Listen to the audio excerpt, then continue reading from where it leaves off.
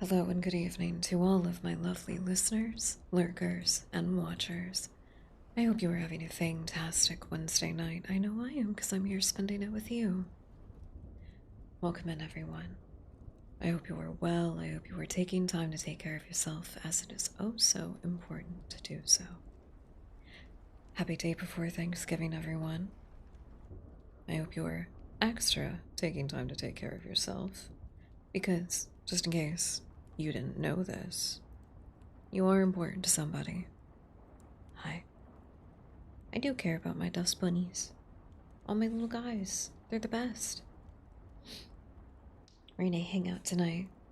We're gonna read Frankenstein, because I feel like it. So I hope you have a nice toasty beverage. I hope you have a warm blanket to snuggle up into. Maybe your favorite sensory items. I tested it out beforehand and it sounds very different. I want my little buddies to sound more clear, because the way that I heard it when I was doing testing, it got that real good inner ear massage kind of ASMR. Oh my god. Oh my god.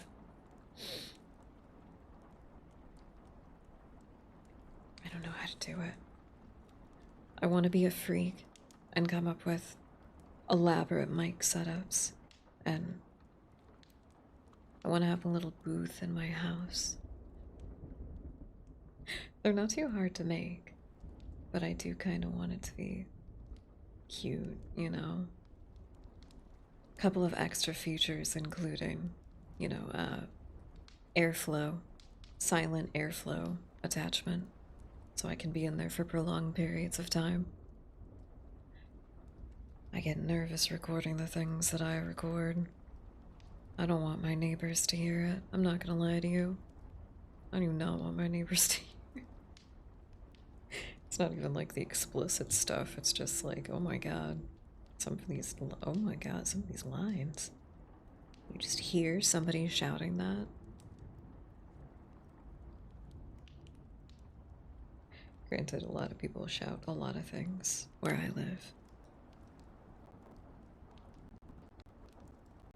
No hot goss, I just have been hearing a lot of people yell in the neighborhood lately. Sorry. Welcome in, everyone. I might be a little bit silly tonight. I got sun fatigue before we started, which can either be a bad thing. It means that I'll be very low energy, very, lackluster performance, which I don't like. Or it'll keep me, tonally coherent. I won't be able to be too loud or too rambunctious, which is not necessarily a bad thing. If my energy level is reeling me in to fit the mood, you know. I don't necessarily have anything against that, I guess. I forgot. I was gonna look for something. 1 second. I'll be on screen soon, I promise. I forgot to open up my little chat window. Hello, little chat window. I think everything is good. I can close a couple of things. Yes. Yes. Wonderful. I love being able to close programs, dude. Save my GPU as much as possible, please. No, CPU. Sorry. Sorry. That was embarrassing. I forgot what I was gonna look up. I completely sidelined myself. I so forgot what I was gonna look up. Nope, it's back. I got it. I got it. I got it. Don't worry about it. Nicholas, welcome in. Hi. What are you in about? Don't. What are you doing? What are you doing? Not right there. Right in front of the tiny dust bunny on my head? How dare you? How dare you? Right in front of him. This poor guy. Now everybody's coming up to look at your butt. This is indecent. Can't believe all of you. Can't believe all of you. Did I could have sworn that I found a cute little asset And now I can't find it. Fuck. Fuck, bro. Damn it. I went on a kick and I found a bunch of cute little profile graphics. Like blinkies and shit like that. Oh, there it is there. Oh, I knew I saved it. I like customizing things and making things look cute. I can't help it. So I went on a kick to find a bunch of them last week. I think it was last week. I found some cute stuff. I won't mince words. I found some cute stuff, okay? I do think that kind of thing is adorable though, just like inherently. I also fixed something I had been meaning to on OBS for so long. I forgot. Oh, that's so cute. Oh, it's so cute. You can barely see it, but when you can, it is so cute. Okay, different asset than I thought. I thought I could put rain. I did something else, and it's pretty adorable. Not gonna lie. You dare? How can dare? My favorite joke recently has just been reordering the words in a sentence in the stupidest way, and I think it's actually affecting how I speak. It's the like me when I get you, but it's you when me I get you. It's that kind of thing. It's that kind of thing. I'm just I laugh at the stupidest stuff. I've realized this as I've gotten older. I've always laughed at the dumbest things. Krusnik and I have been playing Stardew Valley recently together. It has been a delightful time. Dude, fucking... every time I see it, I want you guys to get little points for doing sick-ass tricks, man. You deserve to get points for your sick-ass little tricks. God damn it. And we just got to the part in Stardew where we have horses now. And I don't know why. But there's a haptic in the controller where it, like, you feel the da da da da da da of the horse footsteps. There's a different word. There's a different word to use, and I just can't put my finger on it. It's gonna bug me. And it's got a beat to it. It's got a beat to it. It does feel like very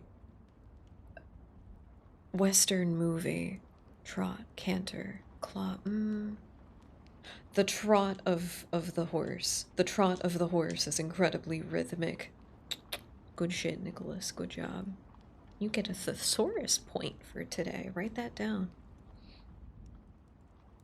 So, in my head, it started so gradually.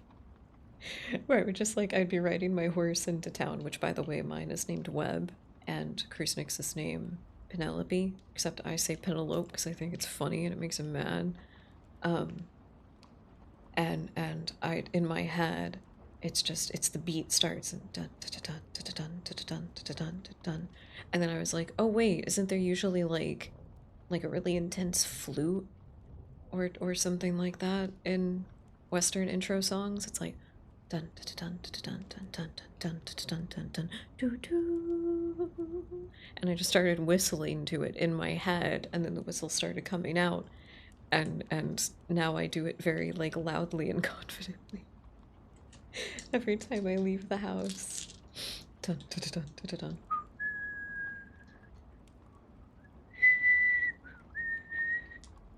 At one point, I just did one of the Legend of Zelda songs. Completely unironically, just turned into that. It's in my SH2 remake notes now. That's fine. That's fine. God, I'm kind of stressed out about going back to that. I also really... Sorry. I also really want to stream it. I'm gonna stream the whole thing, start to finish. I want to stream all of the Silent Hill games back to back, start to finish, and lose my fucking mind. I want to do it. One, I think SH4 deserves better treatment than I ended up giving it. I will admit 99% of my problems in that game were because of my dumbass. One, not being able to adapt. Two, not paying enough attention to avoid all of the very obvious red flags. What can I say? It's my favorite color. I want to pick up the cursed doll. I don't care. Cursed dolls are cool. She shall surely see that I am of pure heart and not haunt me, actually. I didn't end up getting the Robbie haunting, or I did. I think I did. Silent Hill FFP mess. One day. I did see like a cutscene from Eliza P DLC just like pop up on my feed, and I was like, oh my god. Oh my god. I won't tell you my exact feelings, but oh my god was my reaction. It's like, god damn. People who made this game know exactly what their horrible, degenerate little audience wants. I'm not gonna complain about people wanting to be like puppets, told what to do. I don't inherently think there's anything wrong with that, just, you know, there's more of a problem with like bootlickers getting confused about what to lick, which, by golly, they ain't got a single brain cell in their head, so surprised they're completing their goal at all. Sorry, I got weird energy today. Let's try to sip some tea and be fucking normal. Oh, good god. First actual ASMR stream in like 3 weeks.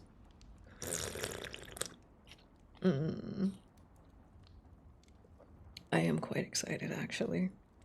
It kind of rekindled the spark. I was like, oh shit, yeah. Oh shit, yeah, this is an experience that I wanted to have. I want to see you, Ginny. If you don't point it out, I don't notice. I don't notice if you don't point it out. You don't have to do that to yourself.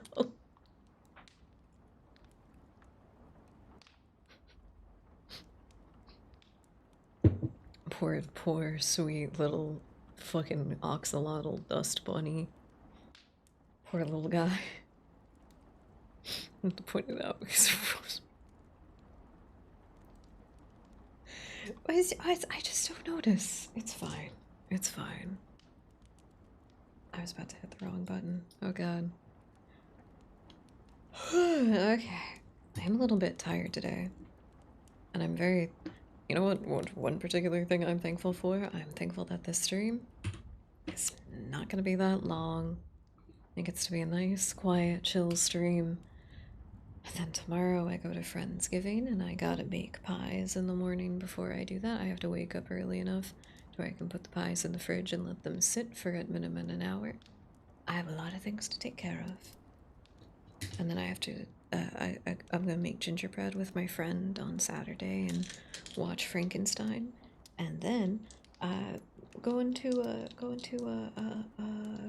bonfire at another friend's house. And I'm a little bit more nervous about that one. 1, new locale. 2, other reasons. Don't worry about it. I'll tone down the DLC. I'm not gonna lie to you, I'm kind of okay with it. God damn it, I'm so sorry. I'm gonna stop fucking with my dice like an idiot.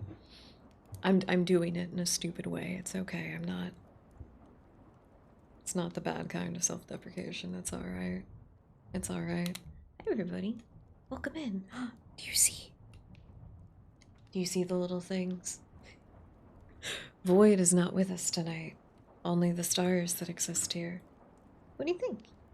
Or wait. Oh, I can be down here. I can be down here. Oh, it'd be cute if this was zoomed in, actually. I think that would be adorable if this was zoomed in a little bit and I can just like little dust bunnies. Little dust bunnies. It's a cozy night. Nobody's gotta worry about nothing. Azathoth. No, she's not here tonight either. She's... Actually, I haven't gotten a letter back from her for a minute. I should check the mail. Have you checked the mail recently? I was going to, and then I forgot. I forgot at exactly the last second. It was like, oh man. I don't go to check the mail very often. I have 3 social events back to back this weekend, nearly back to back this weekend. I don't usually go to check my mail. I'm doomed. Chad, I think I'm cooked. Bunnies, I think I'm cooked. Will you protect me? I am excited for Friday. I might end up playing White Knuckle as like another more relaxing sounds so weird to say in context. A more relaxing kind of gaming experience than Fatal Frame 2 has actually not been too bad. I think I should find a guide to use again, like just in case I get lost at any point, and just kind of generally follow along with it, like, oh, I did this thing, and just next thing. Okay. I am on the right track. Exit this room that you just solved this puzzle, and then go to this door specifically to loop around in this way. Ah, lovely. Got it.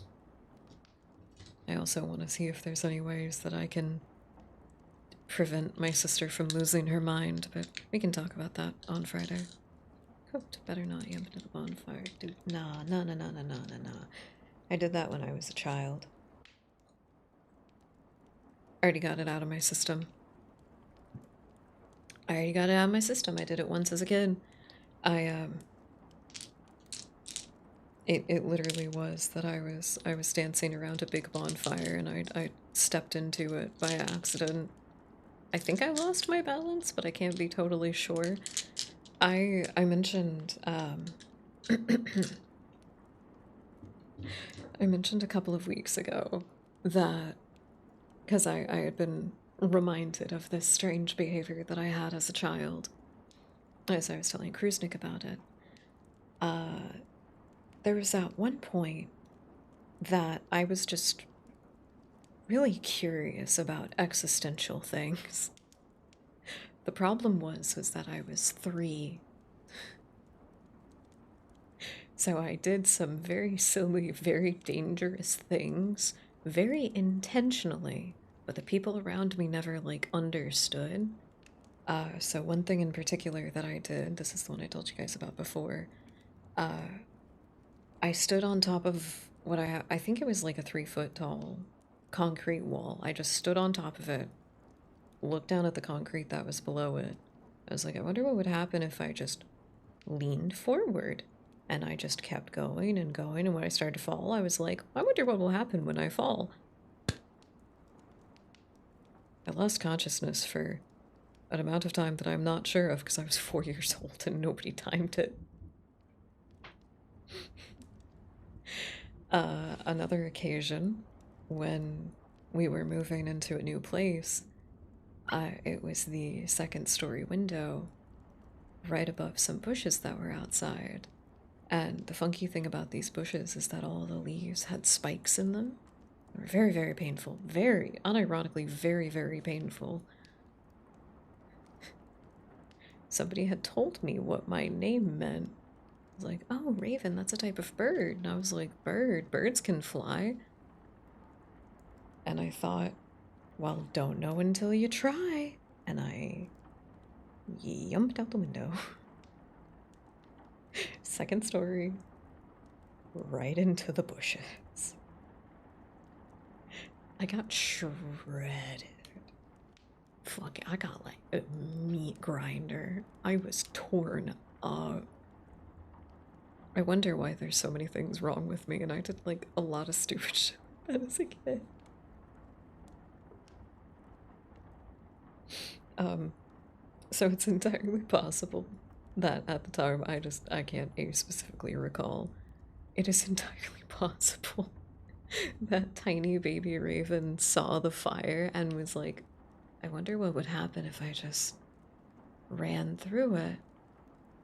And then I think I got like my foot in and then like was like, ow, and someone pulled me out. But I think I still have scars. I think I still got a couple of scars. I got scorched a little bit. I got scorched a little bit. I don't think so. Yes, anything. Any damage to my feet would have happened after that point, I think. Oh no. I saw your message, Bob. Oh, there it is. I am a chicken nugget. It is me. The tiniest little nugget. It's the one that you find at the bottom of the bag. That's clearly was like broken off in the process and didn't get sorted out. I'm okay with that. I'm okay with that. I didn't like it, especially when I was a kid. But in retrospect, it's not that big of a deal because I was actually quite tiny as a child. It wasn't until in my teens I had like a decent growth spurt and like everything sort of came together. It's fine. It's fine. Don't worry about it. But like I was pretty tiny, but people would call me stuff like one of my mom's boyfriends called me Little Bit. Fucking hated that one. I also fucking hated that guy though, so it's fine. It's fine. You're allowed to hate some of your mom's ex-boyfriends. Some of them suck. Even she knows it. I didn't like that guy. But I did get a lot of nicknames like that. I don't know. I have no perspective about how big or small I am because I feel like I don't get close enough to people. From my understanding, I am canonically taller than most VTuber women, which I think is interesting. I'm sitting at a cool 5'5.5". Really nice little angel number there. I think, is it 166 centimeters, I think, or something like that? I recall this being a thing. I know, right?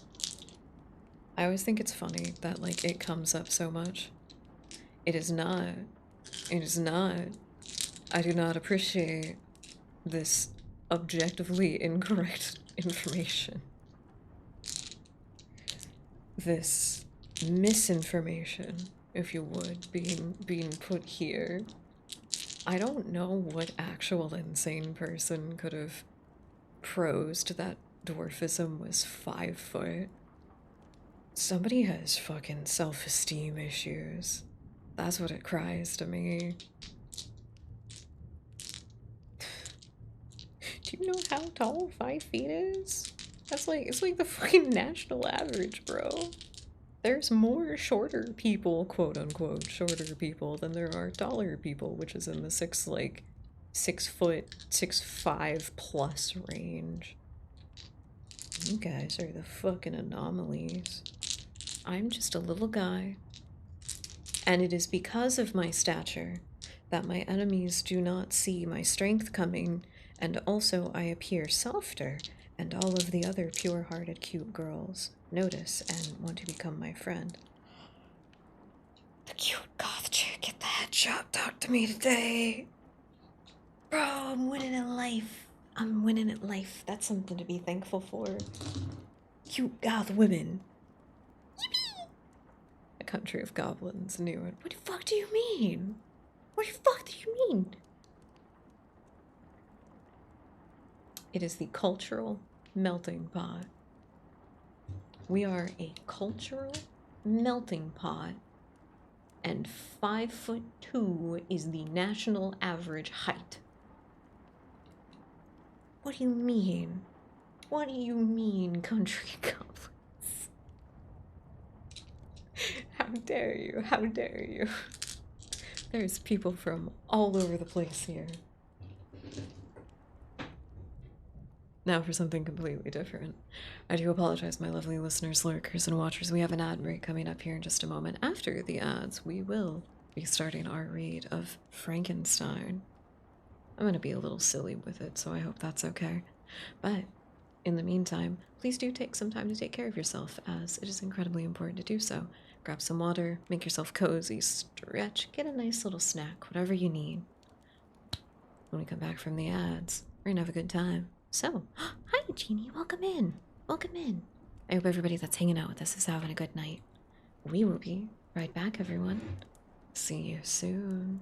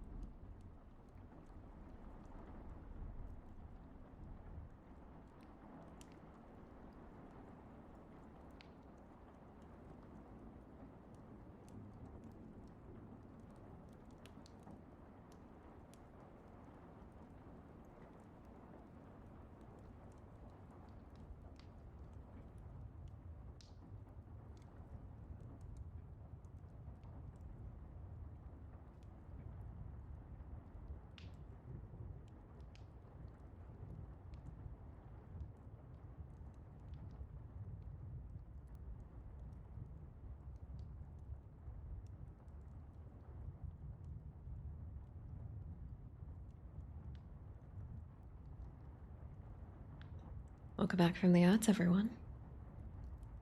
I almost came back like really hyped. And then I didn't hear any music and my brain was like, whoa, whoa, whoa. Slow down. Relax, this is not the night for that. Welcome back, everyone. Hello. Hello.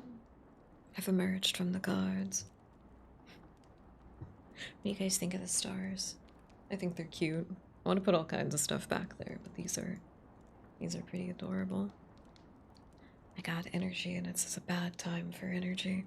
I'm gonna convince myself to make the pies tonight. Try to sleep in a little bit tomorrow. It's defined by an advocacy group, Little People of the World Organization, and Little People of America, as an adult height of 4 foot 10 inches under, as a result of a medical. This is so long. This is so long, Nicholas. Other groups extend the criteria for forms of dwarfism of 5 feet, but advertise an adult dwarfism of 4 feet.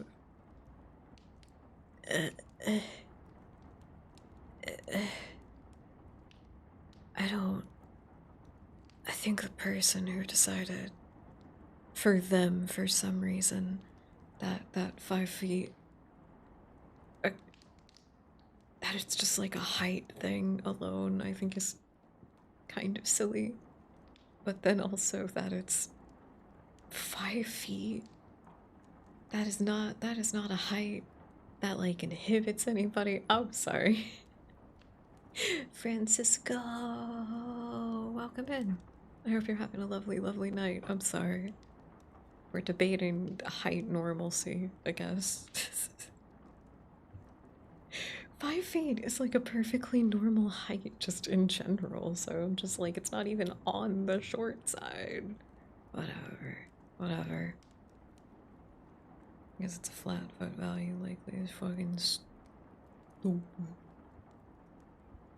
Fucking stupid. Sometimes scientists say stupid things. You know, just a personal opinion. Sometimes scientists do say kind of stupid shit. That's really the tipping point for you. No, it's fine. Just fucking.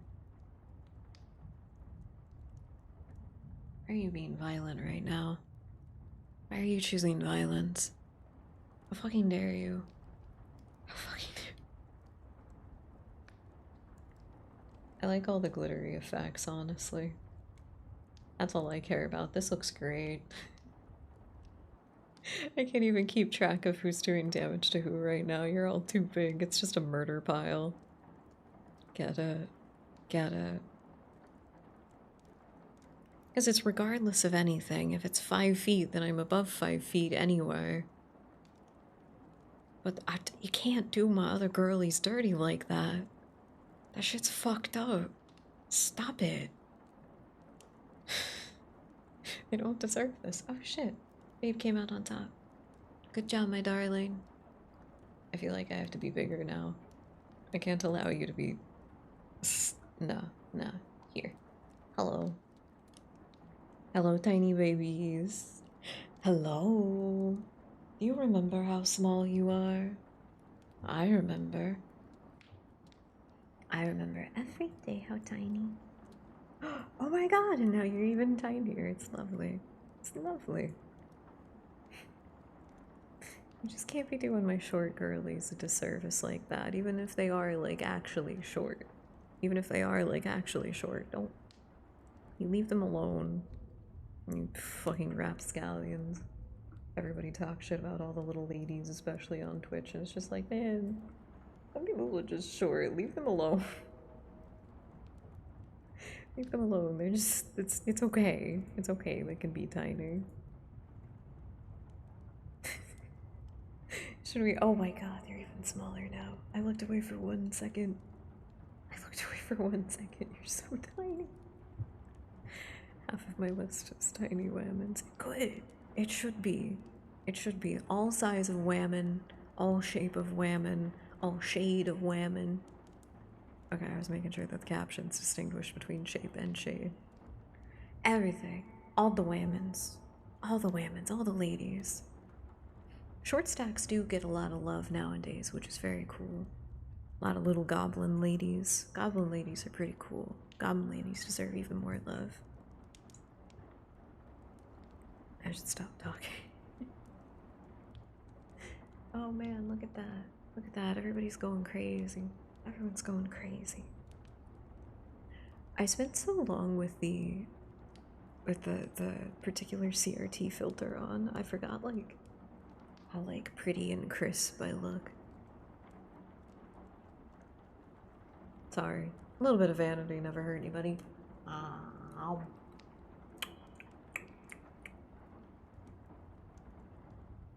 It tastes like peaches. You're a peach axolotl. It's been decided. I never expected Noxol to taste like peach rings. I think we're ready. I think we're ready to read. Okay, actually, before that. Peaches for me. For me? Thank you. Okay, wait, no, backtrack. What was I saying before that? God damn it, no, I had something that I thought was funny. I had something that I thought was funny, damn it, it's gone. It's gone. I'm gonna remember, like, after the stream. I'm gonna remember so much later. There we go. Yippee! Look at that! Look at that, that's cute. I completely forgot it was gone after the, like, okay, it's the silliest, cutest little thing. But there's a sound clip from Del Toro's Frankenstein. All the girlies are losing their mind about it, and I could not be happier. There's a scene in it where the creature, which I usually refer to as Frankie, just for future notice, Frankie gives Elizabeth a leaf. It's a little dried leaf that he has, and it's just like a very sweet, tender moment. And she the way that Mia Goth delivers the line is the cutest fucking thing on the planet to me right now. I'm losing my shit over it because it's so cute.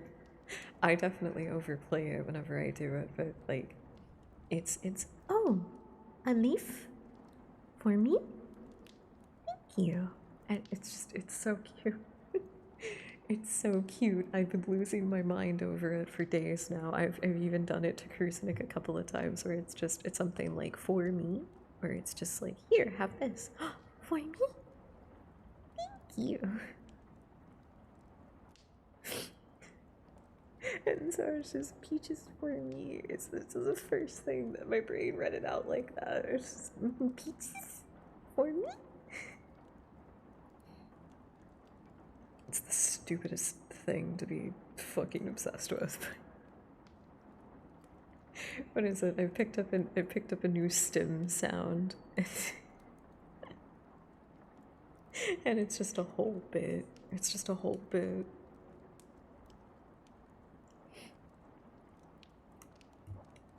I think it's great. I think it's great. I'm not gonna let anybody tell me it's not. I think it's adorable. There are a bunch of people doing cute little art pieces for the scene as well, like comics or animations and stuff. It's delightful. Babe, wake up. A new stim drop. A leaf? For me? Thank you. She does like, there's just the pure, like the thank you.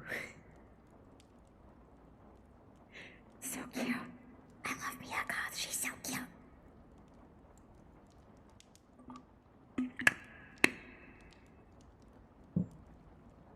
I forgot to have my, oh shit, I forgot to have my trigger menu available. Considering the fact that I have so much more like screen real estate, I really should be utilizing it. At the moment, at least. Where did it go? Where did it go? Beautiful. Ah!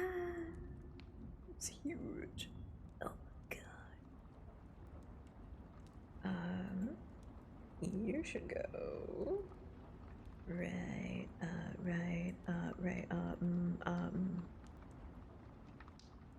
right here. Beautiful. Beautiful. Perfect. Perfect. I changed up how I do things in OBS and everything is easier now. My life has been made infinitely easier by one small change. Alright, are you ready? I am gonna skip the intro part where it's like the sailor dude. Right, it's the letters. I wanna listen to Victor bitch and moan about stuff. So forge, those more letters. I always forget that the first chapter is only like 4 pages. It's wild.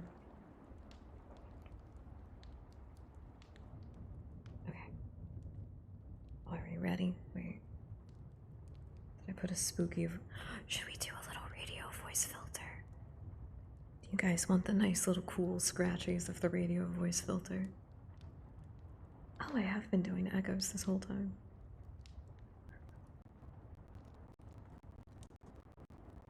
I could do this one. No, that's a little loud. I'll just make it sound spooky. Like we are Mary Shelley reading this in front of a group of other people in a big Victorian living room kind of space. The fire's off in the corner. The windows are open. Well, the curtains are drawn, and the windows show the rain and flashing thunder in the night. I am by birth a Genovese, and my family is one of the most distinguished of that republic. My ancestors had been for many years counselors and syndics, and my father had filled several public stations with honor and reputation. He was respected by all who knew him for his integrity and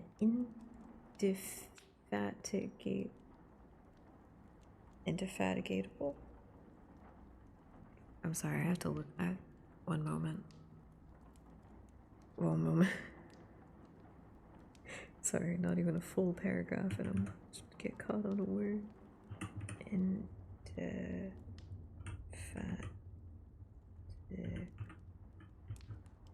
Is that it? I'm sorry, this is gonna sound terrible to anybody else, but I gotta hear it. Oh, wait. Indefatigable. Indefatigable. Indefatigable. Okay. From the top. He was respected by all who knew him for his integrity and indefatigable attention to public business. He passed his younger days perpetually occupied by the affairs of his country.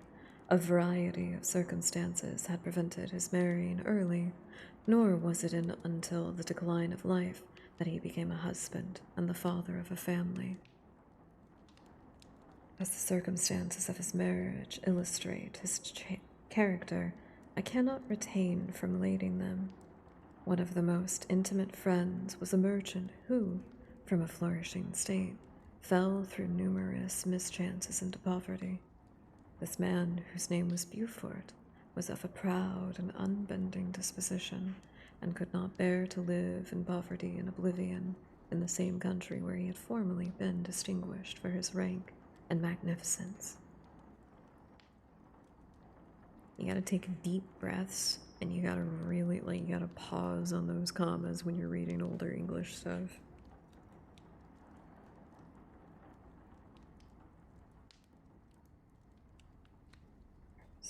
I lost my place.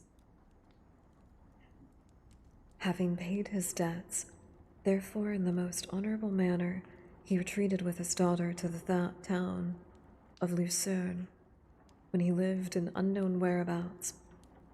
My father loved Beaufort, and with the trusted friendship, was deeply grieving his retreat into these unfortunate circumstances.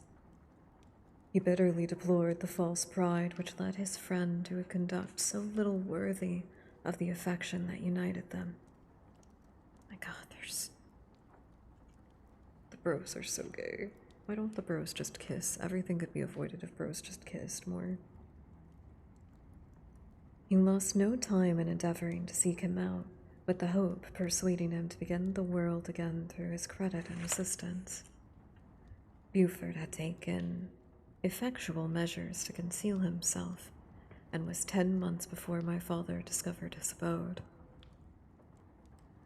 Overjoyed at this discovery, he hastened to the house, which was situated in a mean street near the Rus. But when he entered, misery and despair alone welcomed him. Beaufort had saved but a very small sum of money from the wreck of his fortunes, but it was sufficient to provide him with sustenance for some months, and in the meantime, he hoped to procure some respectable employment in the merchant's house. The interval was consequently spent in inaction. His grief only became more deep and rankling when he had leisure for reflection, and at length it took so fast hold of his mind that at the end of 3 months he lay on a bed of sickness, incapable of any exertion. His daughter attended him with the greatest tenderness, but she saw with despair that their little fund was rapidly decreasing, and that there was no other prospect for support. Don't forget to stay hydrated, everyone.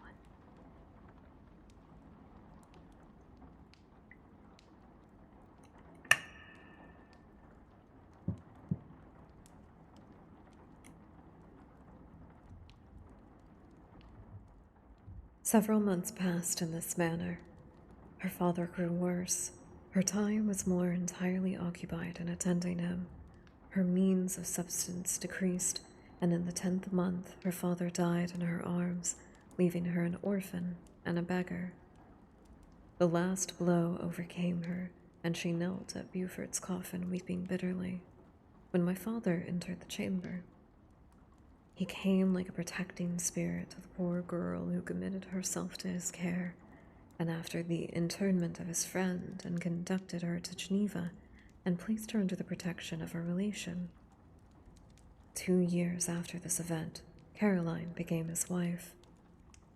There was a that's so fucking creepy.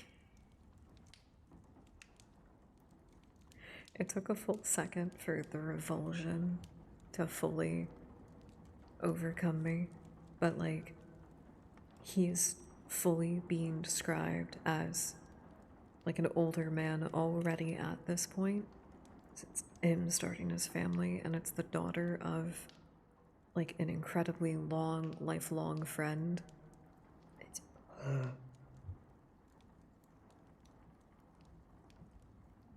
God damn it. I hate Victorian men. Why do they gotta be so weird about stuff? Honey, look, we're making out in the corner. Babe. Oh man, they stopped when I shouldn't have said anything. I love bothering people with PDA. I think it's the most embarrassing thing to be like cringed out or off put when two people are just like being affectionate with each other in like the lightest ways. I think it's because people assume that everything, the nozzle. That was so cute. That was so cute. That was so cute. That was so cute. I loved that. That was adorable. Oh my god, I'm gonna cry. I don't know. I think I think it comes from like a weirdly bitter place. Or people just for some reason assume that any kind of affection is sexual and it's not. And that's a really weird way to think. People can just like hold hands or have their arms around each other. Or share a seat. That's fine. Don't be weird about it. Sorry. I had to like cleanse everything from Victor's father. I'm gonna hum for a second because my voice is being weird.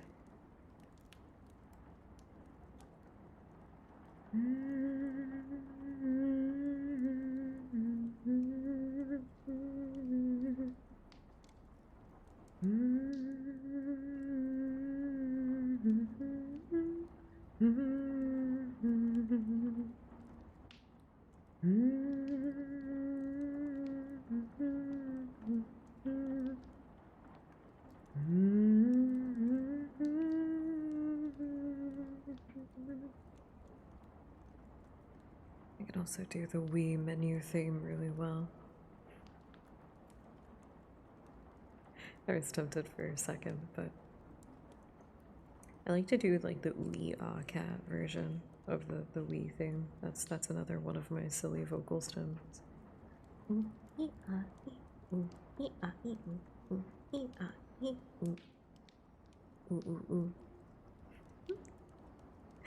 ooh ooh ooh ooh ooh. Anyway, Buford, daughter. Several months passed. Victor's father married Caroline.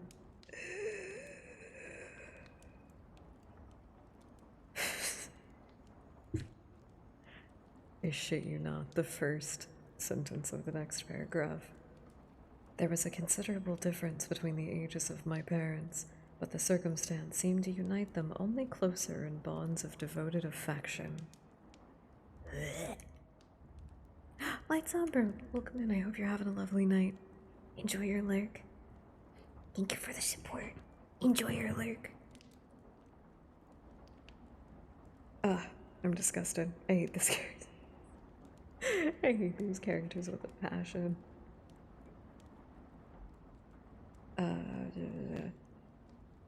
There was a sense of justice in my father's upright mind which rendered it necessary that he should approve highly to love strongly.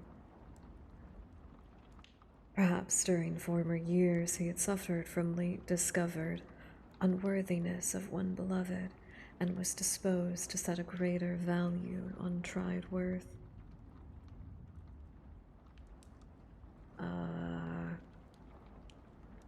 Seems that he's overthinking it a little bit.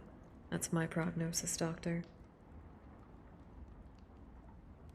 There was a show of gratitude and worship in his attachment to my mother, differently wholly from the dawning fondness of age, for it was inspired by reverence for her virtues and a desire to be the means of, in some degree, recompense for her sorrow she had endured, but which gave inexpressible grace to his behavior to her. Auntie, welcome in. Hello. Hope you're all having a lovely Wednesday night. We're reading Frankenstein, because I'm losing my mind. I'm very thankful for Guillermo del Toro's Frankenstein this year. It was a gift, a blessing even. And Guillermo del Toro is a god, a deity, whatever he prefers. Reading him for filth. Oh, fucking Victor's father? Yeah. That is disgusting. Binblo, come in. Frankenstein was fire. I hope that more people in chat are able to see it. If you want some good encouragement, you can see my insane postings about it on Twitter. I'm also retweeting a bunch of stuff about it as well, so, you know. But welcome in, both of you. I hope you're both having a lovely, lovely Wednesday night. Welcome in. Mostly lurking, but I'm listening. Oh, enjoy your lurk. Enjoy your lurk if you gotta work on some other stuff while you hang out. Totally fine. Hey, everybody. Since you mentioned it, please don't forget to stay hydrated, okay?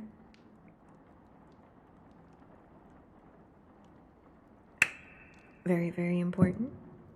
You gotta have a body that's nice and ready for all the food you're gonna eat tomorrow.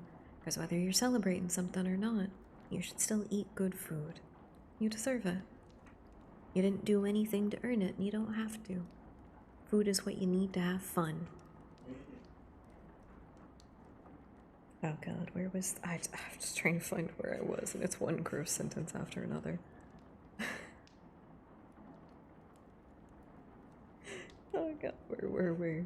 Where were we?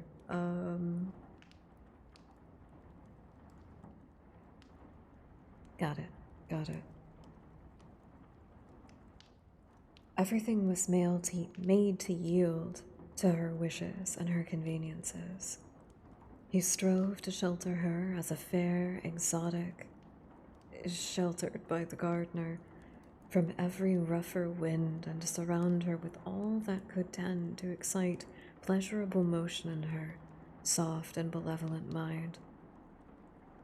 God, that is, like, they really did something different in the movie. I'm not going to talk about it, but they did change stuff from the book, and I'm okay with it. It was like the first thing that I mentioned to my partner when we were watching it. I was like, oh, this is a very different kind of family than what Victor shows in the book.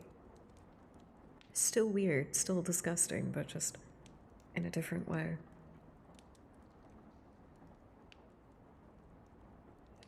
Her health and even the tranquility of her hitherto constant spirit had been shaken by what she had gone through. During the 2 years that elapsed previous to their marriage, my father gradually relinquished all his public functions, and immediately after their union, they sought the pleasant climate of Italy and the change of scene and interest attendant on a tour through the land of wonders as the restorative of her weakened frame. This bitch needs spaghetti. She has a low physical. I diagnose her with Victorian era low constitution. Get this bitch some fucking spaghetti. Garlic bread. Eat abundantly. Oh man, gonna get so much olive oil. That'll really kick up your spirits, getting a good amount of olive oil in your diet. Yes, it is the calories and it is the fat that will make you happy. Don't fight it. Don't fight it. Guys, my really hot friend is playing Date Everything. I'm trying not to notice, but I'm also making a list in my head of the characters that I've seen that I think she would like, and I'm gonna torment her with it. Don't ask me how, I'll just tell you if it's successful or not. Excuse me. Sorry.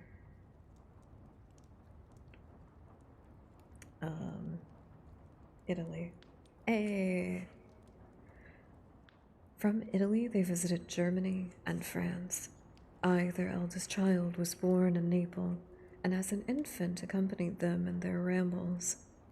I remained for several years their only child, but as they were attached to each other, they seemed to draw inexhaustible stores of affection from every mine of love to bestow them upon me. My mother's tender caresses and my father's smile of benevolent pleasure while regarding me are my first recollections.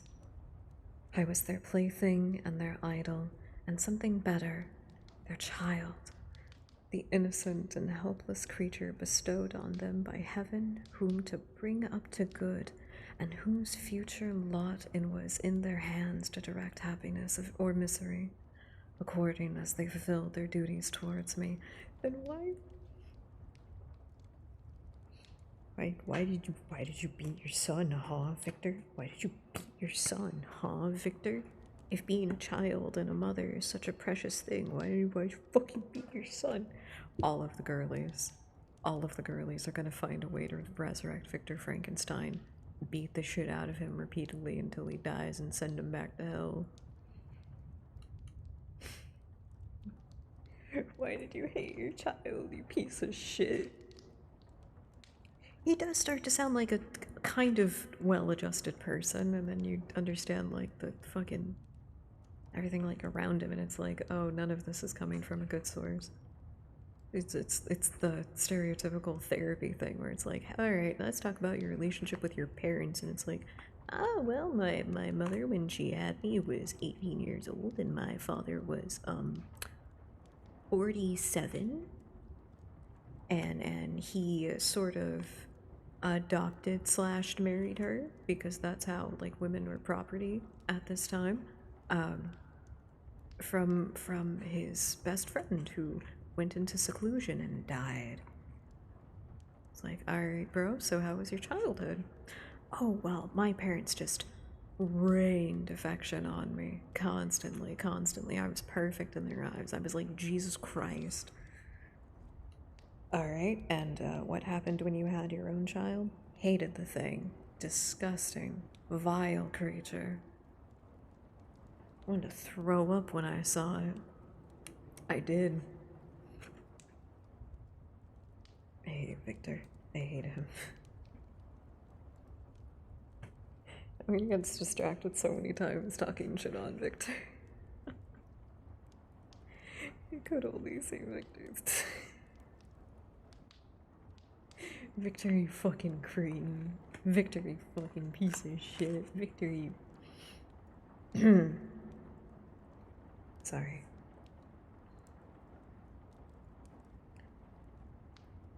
Oh, God. I was their plaything and their idol. Ugh. With the steep consciousness of what they owed towards the being of which they had given life, added to the active spirit of tenderness that animated both, it may be imagined that while during every hour of my infant life I received a lesson of patience, charity, and of self-control, I was so guided by a silken cord that all seemed one train of enjoyment to me. For a long time I was their only care. My mother had much desired to have a daughter, but I continued their single offspring. When I was about 5 years old, while making an excursion beyond the frontiers of Italy, they passed a week on the shores of the lake of Como. Their malevolent disposition often made them enter the cottages of the poor. This, to my mind, they just walk into fucking poor people's houses. They go to the slums and they just fucking walk into people's houses and say, I have money, what do you want? Art thou worthy of salvation that money brings? This to my mother was more than a duty, it was a necessity, a passion. Remembering what she had suffered and how she had been relieved, for her to act in her turn the guardian angel to the afflicted. During one of their walks, a poor caught in the foldings of a veil attracted their notice as being singularly disconsolate. Disconsolate, yeah, that looks right. While the number of half-clothed children gathered about it spoke of penury in its worst shape. One day when my father had gone by himself to Milan, my mother, accompanied by me, visited this abode. She found a peasant and his wife hard working, bent down by care and labor, distributing a scanty meal to 5 hungry babes. Among these, there was one which attracted my mother far above the rest. It's like looking at puppies. She's looking at them like they're puppies. And this is a family of people that's suffering in poverty.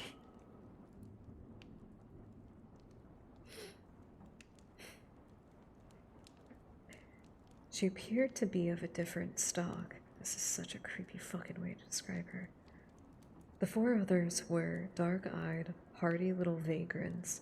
This child was thin and very fair. My God! Her hair was the brightest living gold, and despite the poverty of her clothing, seemed to be set a crown of distinction on her head. Her brow was clear and ample. What the fuck does that even mean? She's got a big ass forehead. She's skinny, malnourished. She's got a big ass head. But she's the only white child in this little bunch of them. So that's the one that the rich woman who's looking at children like puppies. That's the one they want. Her blue eyes, cloudless. Yep. She's pale and she's got fucking blue eyes. I think it also means that like her hair is blonde. What the fuck? What is this little fucking German child doing here? It's like she's not even the child of the couple. Actually, I think that's what it is. Wait. Did I get all past all the weird shit real quick? Her blue eyes, cloudless, and her lips and the molding of her face so expressive of sensibility and sweetness that none could behold her without looking on her of a distinct species. A being heaven sent and bearing celestial stamp in all her features. God, I fucking hate that thing. It's so creepy. It's coming back because I remember Elizabeth, the actress, also played his mom. The fire. Oh god, her was so good. That was Mia Goth. That was the actress's name, and I love her. Her delivery of the a leaf for me. Thank you has been stuck in my head. It's my most recent vocal stim, and I'm losing my mind. It's so cute, but I like. I pitch it up really high. Like if Kruznik does something nice for me, like just like grabs me something, I'm just like, a sandwich for me? Thank you. It's so cute. It's so cute. It literally is ooh finger taps. It literally is ooh finger taps for me. For me. She's so fucking cute. She's so cute. I love Mia Goth. I love her. I love her and everything she's been in. Mwah. No, I will not be normal about it. You can't make me.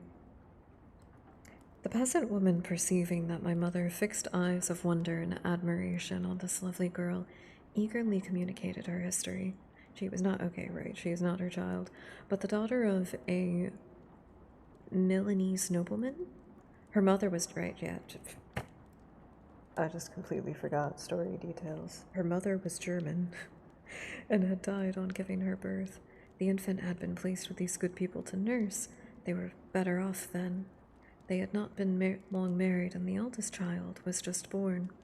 The father of their charge was one of those Italian nurses in the memory of an antique glory of Italy, one among the I'm so sorry for any Italian people listening. Schiavi Fermenti? I'm so sorry, I'm so sorry, I'm so sorry, I'm so sorry. Who exerted himself to obtain the liberty of his country. He became the victim of its weakness. Whether he had died or still lingered in the dungeons of Austria was not known.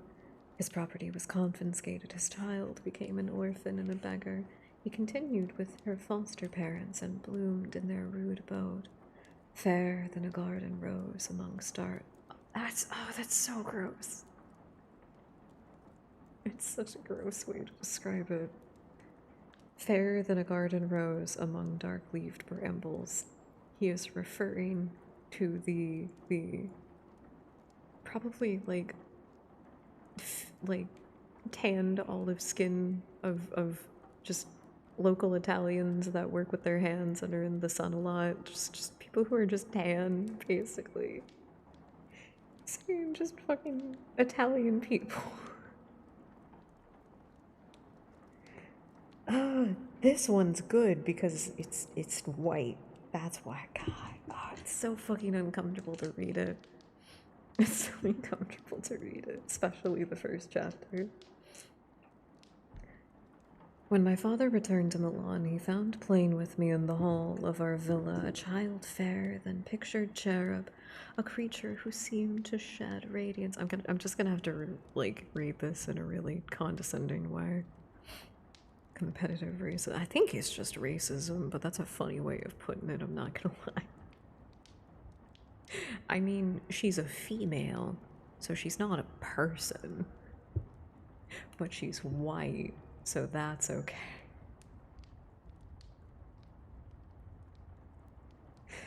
Oh my god. Oh my god, I'm sorry.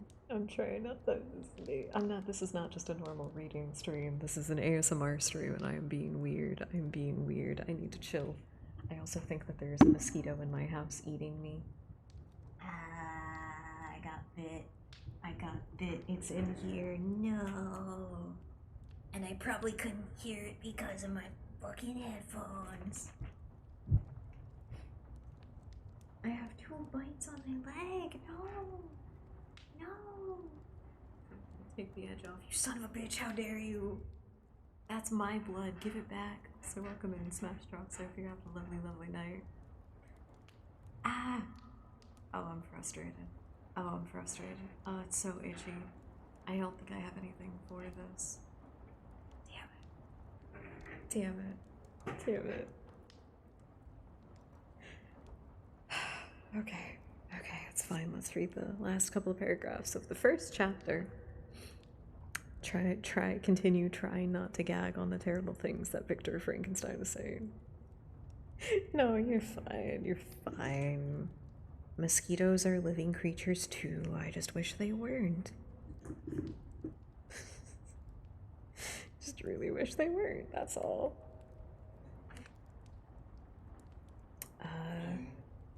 The apparition was soon explained. With his permission, my mother prevailed and her rustic guardians to yield their charge of her. They were fond of the sweet orphan. Her presence had seemed a blessing to them, but it would be unfair to her to keep her in poverty and want when Providence afforded her such powerful protection. They consulted their village priest, and the result was that Elizabeth Lavenza became the inmate of my parents' house, my more than sister, the beautiful and adorned companion of all my occupations and pleasures. Undead mosquito sounds worse, to be honest. They don't have to be undead. I want them dead. No on about it. You stop the sentence right there. There's nothing after that. Close the book. Everyone loved Elizabeth. The passionate and almost reverential attachment with which all regarded her became, while I shared it, my pride and my delight. On the evening previous to her being brought home, my mother had said playfully, "I have a pretty present for you, Victor. Tomorrow he shall have it." And when on the morrow she presented Elizabeth to me as her promised gift, I, with childish seriousness, interpreted her words literally and looked upon Elizabeth as mine to protect, mine to love and cherish. All praises bestowed on her I received as made to a possession of my own. We called each other familiarly by the name of cousin. No words, no expression could body forth the kind of relation in which she stood to me, my more than sister, since till death she was to be mine only.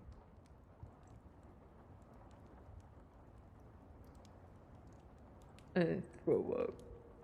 I want to throw up.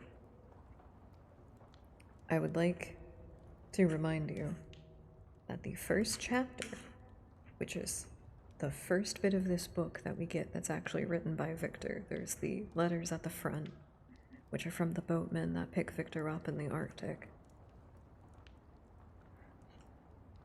1, 2, 3, 4, 5.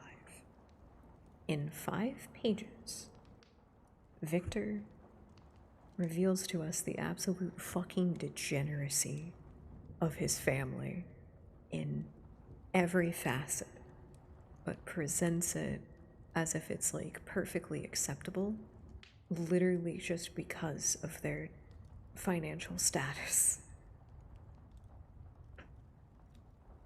Like, at this point, his father literally just has money. He doesn't have any kind of public authority or any station or anything. I have no idea how he's sustaining himself, you know?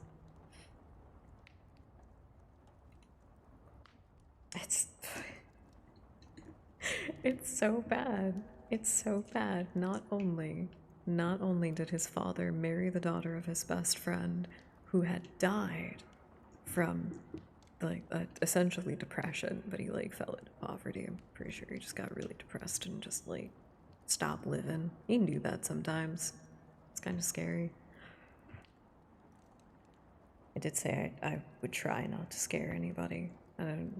Accidents happen. Sorry, I'll try not to get too existential while reading Frankenstein. But it's also, they say considerable age difference, but I'm pretty sure it's like 30 years between his parents. And then they adopt a little girl that they find in a foreign country to them, also living in abject poverty, because the rich person that she was related to maybe died, maybe is on fucking prison camps, and all of their fortune fell waylaid, and she's just in poverty with this family who actually knew her and knew her family and are like taking care of her, and they just take the girl. They just fucking take her. They just take her. And then Victor's mother is like, "This is a present. This thing, because this isn't a person, this is a present to you." you're gonna be raised like siblings, like cousins, and then you are going to marry her someday, even though she's like a few years younger than you. Help, help, help, help, help, send someone help. I have no idea where to start. I think it needs to start with fire. I think it needs to start with fire. It sucks that it ends with fire. I need it now. Chapter 2. It starts already. We were brought up together. There was not quite a year difference in our ages. Okay, not quite. It's only a couple months younger. It's still fucking weird. I need not say that we were strangers to any species of disunion or dispute. Harmony was the soul of our companionship, and the diversity and contrast of that subsisted in our characters drew us nearer together. Elizabeth was of a calmer and more concentrated disposition, but with all my ardor, I was capable of a more intense application that was more deeply smitten with the thirst for knowledge. Knowledge. Sure. Knowledge. That's why I'm infatuated with my younger not sister. My younger more than sister. Help. Help. Send the police and the military, send the fucking Coast Guard. Help. She busied herself with following the aerial creations of the poets and the majestic wonder scenes which surrounded our Swiss home. The sublime shapes of the mountains, the changes of the season, tempest and calm, the silence of winter and the life and turbulence of our alpine summers, she found ample scope for admiration and delight. While my companion contemplated with a serious and satisfied spirit the magnificent appearance of things, I delighted in the investigation of their causes. The world was to me a secret which I desired to divine, curiosity earnest research to learn the hidden laws of nature, gladness akin to rapture as they were unfolded to me. They are among the earliest sensations I can remember. Sounds like the way that a serial killer would write about killing animals when they were younger.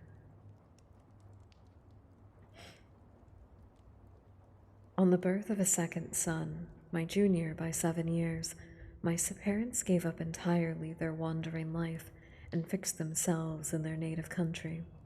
We possessed a house in Geneva and a campaign on Belle-Rive, the eastern shore of the lake, at the distance of rather more than a league from the city. We resided principally in the latter, and the lives of my parents were passed in considerable seclusion. It was my temper to avoid a crowd and to attach myself fervently to a few. I was indifferent, therefore, to my schoolfellows in general, but I united myself in the bonds of the closest friendship to one among them, Henry Cavill. It's Clairville, but I can never rate it as not Cavill, and it's the only thing that I'm sad about with Del Toro's adaptation. It's still really good, but I'm not gonna lie, some gay Henry in there would have been some real good stuff. Keep everything else the same, just add Henry and Bones. Guys, we're gonna get a bunch of cutscenes. We're gonna get so many cutscenes in the director's cut physical copy. I think it's gonna be like 4 hours long. I'm so excited. I'm so excited.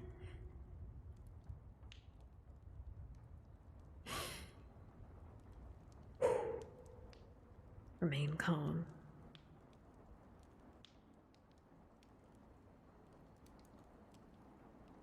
Right. Henry Clairville was the son of the merchant of Geneva. He was a boy of singular talent and fancy.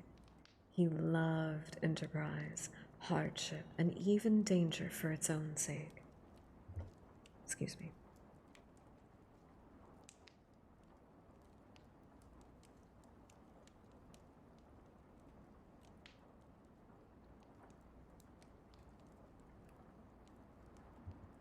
Don't forget to stay hydrated, everybody, and have some tea or a nice warm beverage.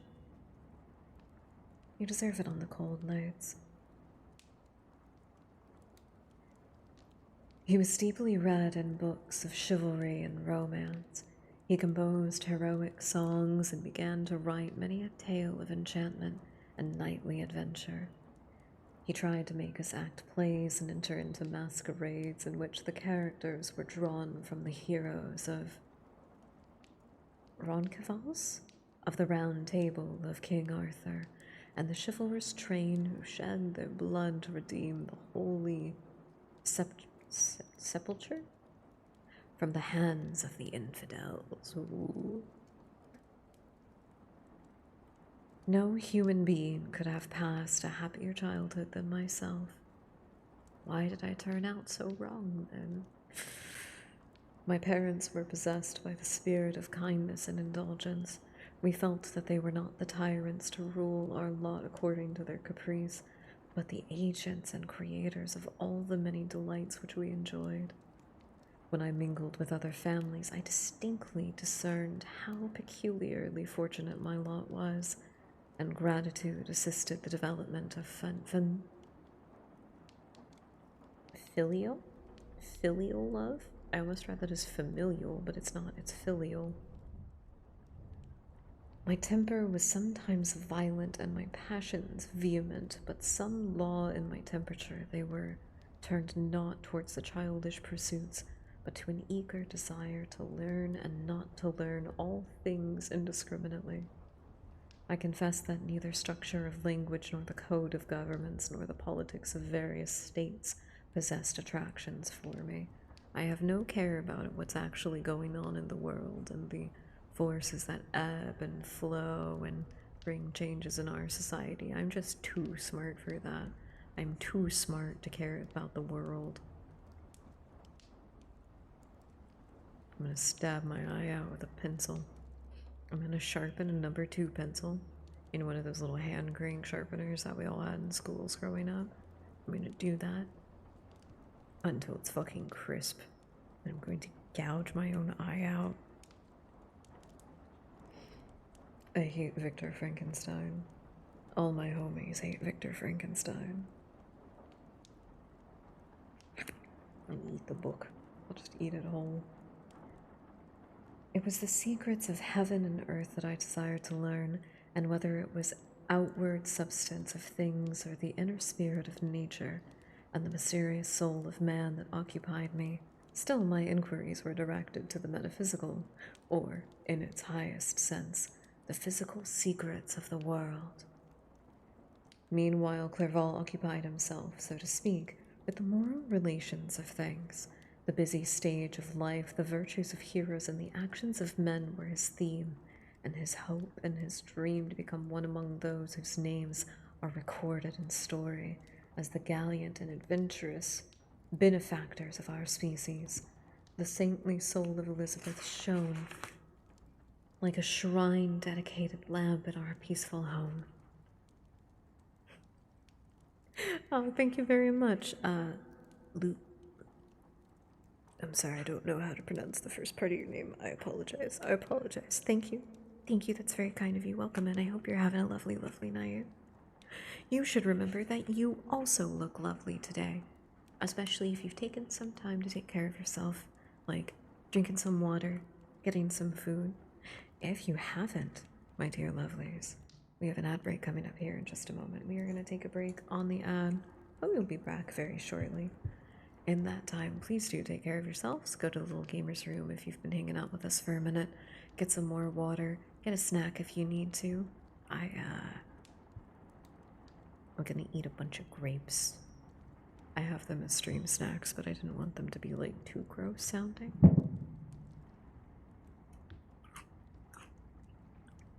It's not too bad. I'm gonna eat a bunch of grapes. I'm gonna rehydrate via fruit. Did you know that that's a good way to rehydrate? Getting some hydration from fruit. It is. It's fantastic. That's why watermelon is just so goddamn delightful all the time. All right, my dears. Ads are about to come. We're gonna take our break, and I will see you back here in just a moment.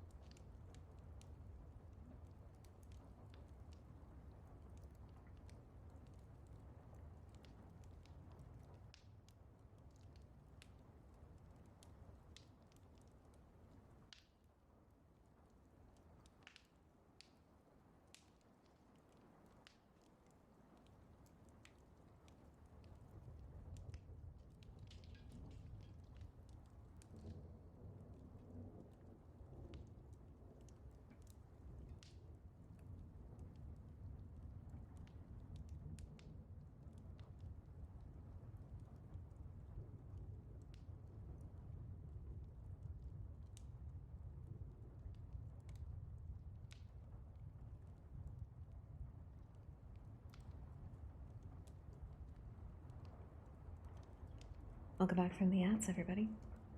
Sorry, that took a minute longer. I was trying to, like, situate myself. Welcome back, everyone. An ad break for me? No, thank you. No, thank you. How dare you? Oh, wait. I'm supposed to be down here so you guys can see the stars. At least a little bit. A little bit of stars. It'd be cute to have some clouds, like, drifting out of back there. That'd look very pretty. Sorry. Welcome back, everyone. Hi. Hi. Are you taking care of yourself? I'm taking care of myself by uniting people in our hate for Victor Frankenstein. That son of a bitch. May he rot. Terrible. Terrible. Disgusting. Somebody I know is playing Silent Hill 4. I want to give it another try, but I don't know when would be a good time. Whatever. It's fine. Sorry. Let's see. Where were we? He was talking about... we just started chapter 2, and Victor's recounting stuff about his early life, and very much so why he's, like, fucked in the head. Very much so. And he was just talking about his friend Henry. Let's see.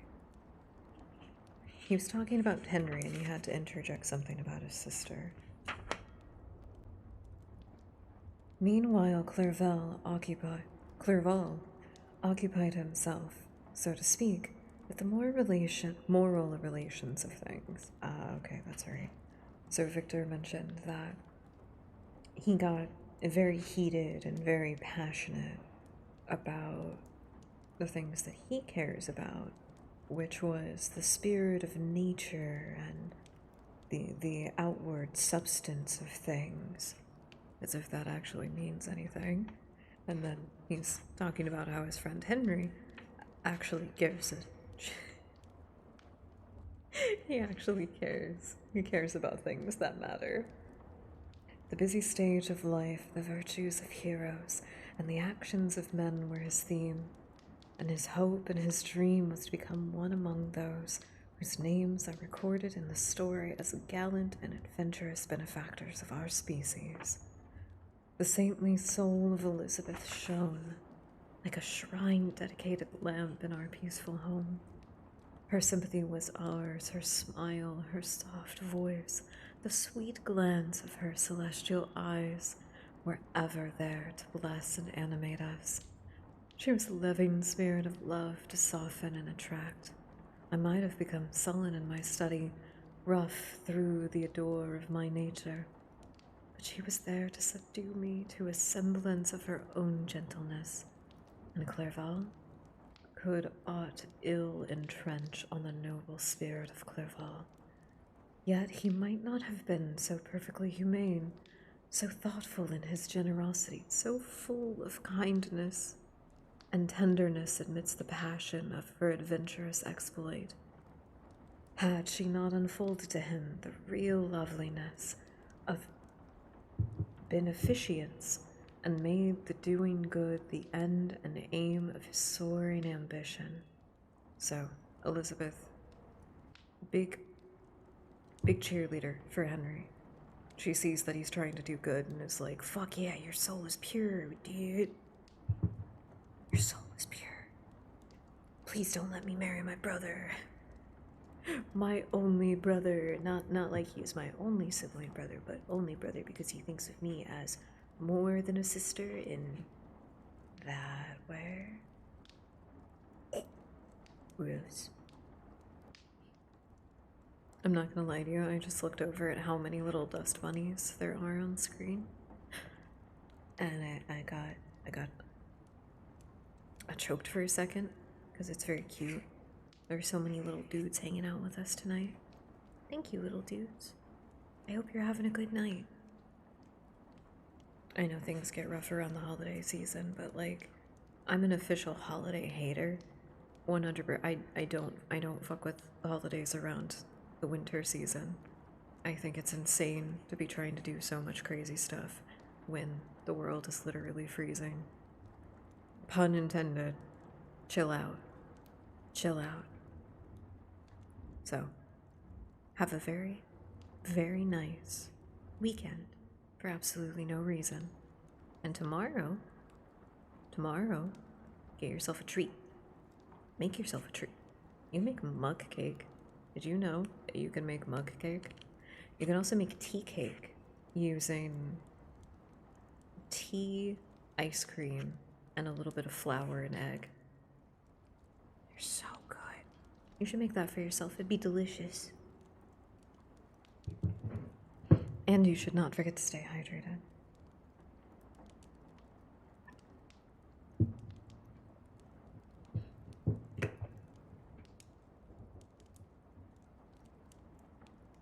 Victor talks about feeling a lot of pleasure at a lot of points in his childhood, not in a way that, like, I feel generally okay with.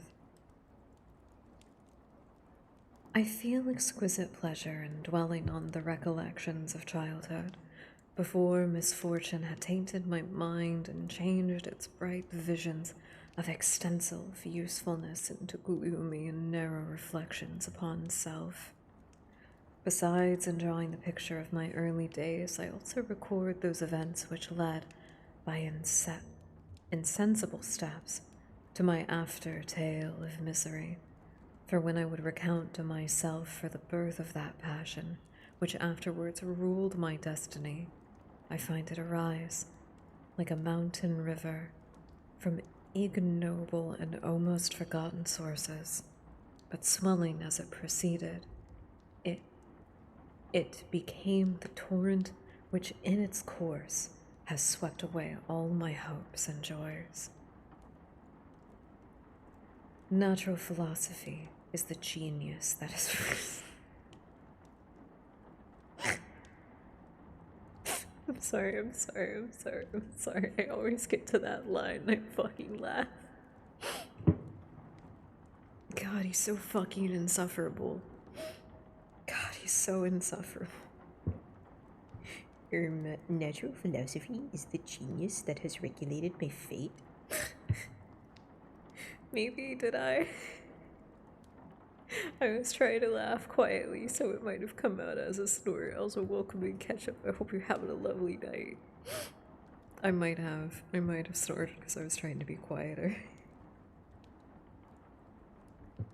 How am I not supposed to laugh when I read the line, natural philosophy is the genius?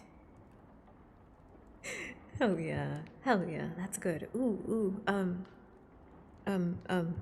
If anybody is lurking with us and wants to say hi real quick,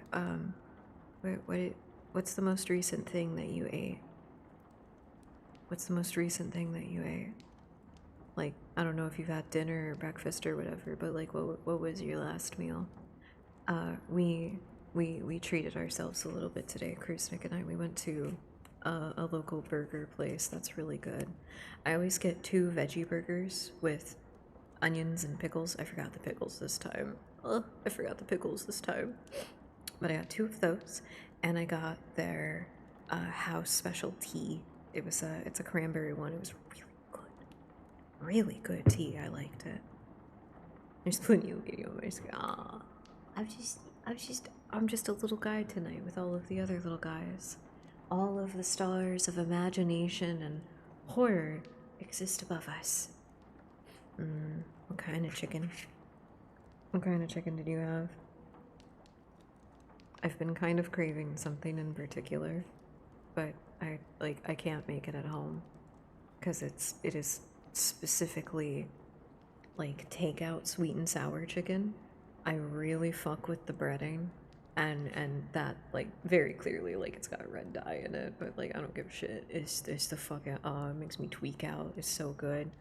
Fucking Chinese takeout sweet and sour chicken is so good. Tried a new recipe. Ooh, hell yeah. That's always cool.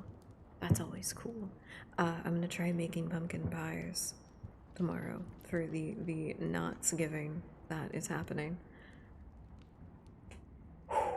This happened completely by accident, which I don't know what it communicates, But Chris, Nick, and I, we were in the car today because we had to go grab something to prepare for the holiday weekend, you know. And we're talking about stuff like the plans for tomorrow. I was just like, yeah, it's the not holiday. It's a not giving. And both he and I, in unison, realized what I said.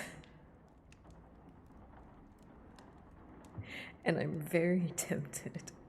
I'm very tempted to make a really, really vulgar greeting card for my friend.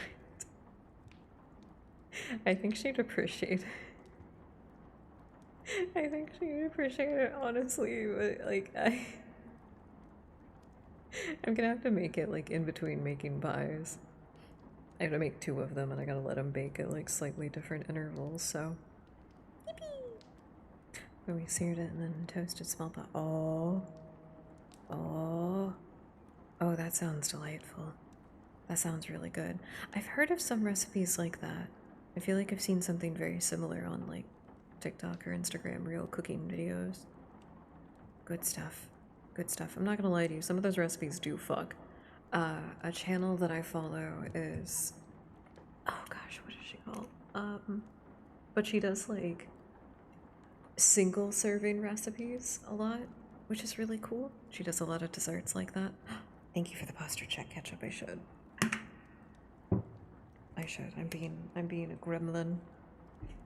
I am being a gremlin. Okay. I also gotta situate my blanket. I was not very cozy. I was kind of just letting it be there. Protect me from the bug that's in this office that I can't find. It bit me. My leg is so itchy now. Fucking sucks, dude. Okay. I'm gonna do a little neck stretch, but my neck is probably going to crack.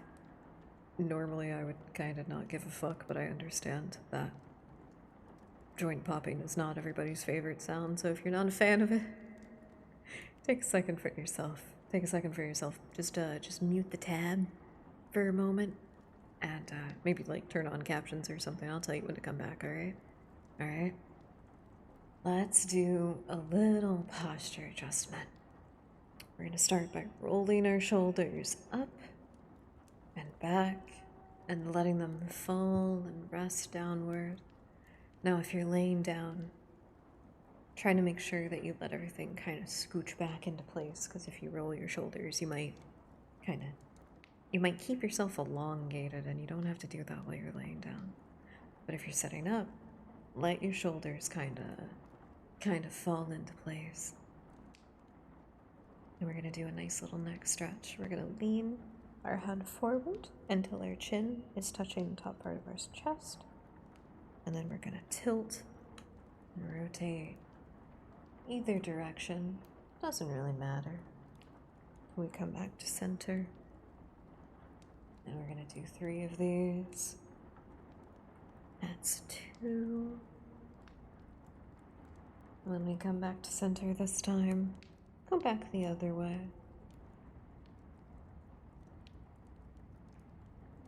We're not trying to let our head hang, we are trying to control the motion. And there we go. Alright, my neck didn't crack and I kind of wanted to. So I'm going to do that now.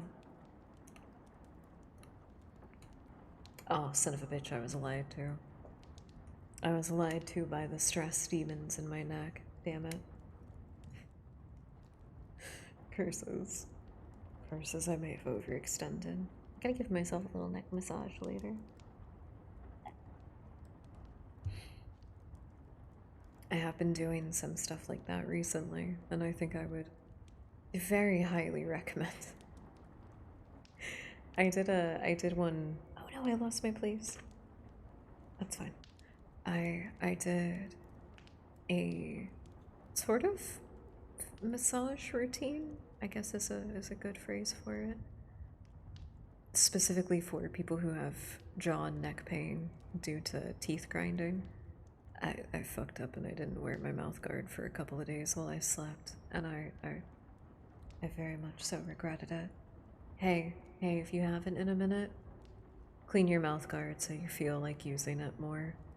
Just do it. Just do it. I brush it in the morning when I go to brush my teeth, so that's how I make that easy on myself. Which just try to make things easy on yourself. That's all it's gotta be. And what was it? It was like 10 minutes? I think it was like 10 minutes of just like little head and neck massages. Good stuff. Good stuff. I felt significantly better in a lot of different ways.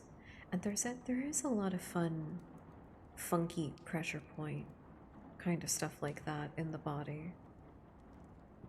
If you've been hurting, and you don't know what to do, try to look up massage and stretches to alleviate pain in certain areas. Our bodies do a lot of really interesting things that promote healing that are, or it's kind of just related, which is like anything that helps your lymphatic system and blood flow, anything that helps with both of those, whether it's anti-inflammatory or whatever, you know. Anything like that. Anything like that. But also, stretches are a nice little self-massage, and there are a lot more like direct self-massages that you can do that can alleviate pain. It's worth it. It's worth it. If you're in pain, you don't have to be. There's a lot of stuff you can do that can help. It might not be permanent. It might not be 100%. But even being in a little bit less pain, even just being a little bit less pain, maybe even over time. Maybe it'll be over time that it really positively affects you. I want to encourage people to choose the dedication to get better. Even if you only take baby steps, that's just fine. As long as that's the direction that you're moving in, you know? It got me a little bit positive on the cozy ASMR stream. Normally I would tell you stuff like, you know, you might as well fucking try, because everything's gonna explode eventually and get reabsorbed by the void of space. Frankenstein is existential enough, however, I believe. God, it's also fucking gross. I hate you, Victor. I saw the line, I feel exquisite pleasure again. Stop feeling pleasure, Victor. Stop it. Stop it. I want to put you in a meat grinder. I'm gonna fucking chop you up.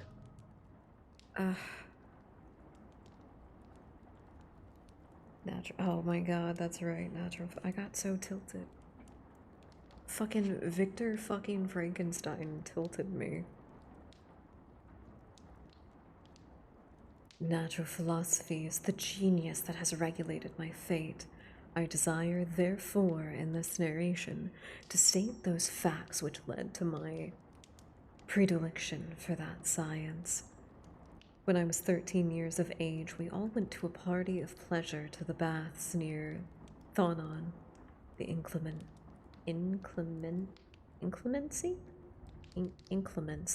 Okay. The inclemency of the weather obliged us to remain a day confined to the inn. In this house, I chanced to find a volume of the works of Cornelius Agrippa. I opened it with apathy, the theory which he attempts to demonstrate, and the wonderful facts which he relates soon changed this feeling into enthusiasm. A new light seemed to dawn upon my mind, and bounding with joy, I communicated my discovery to my father. My father looked carelessly at the title page of my book and said, "Ah, Cornelius Agrippa, my dear Victor, do not waste your time upon this. It is sad trash."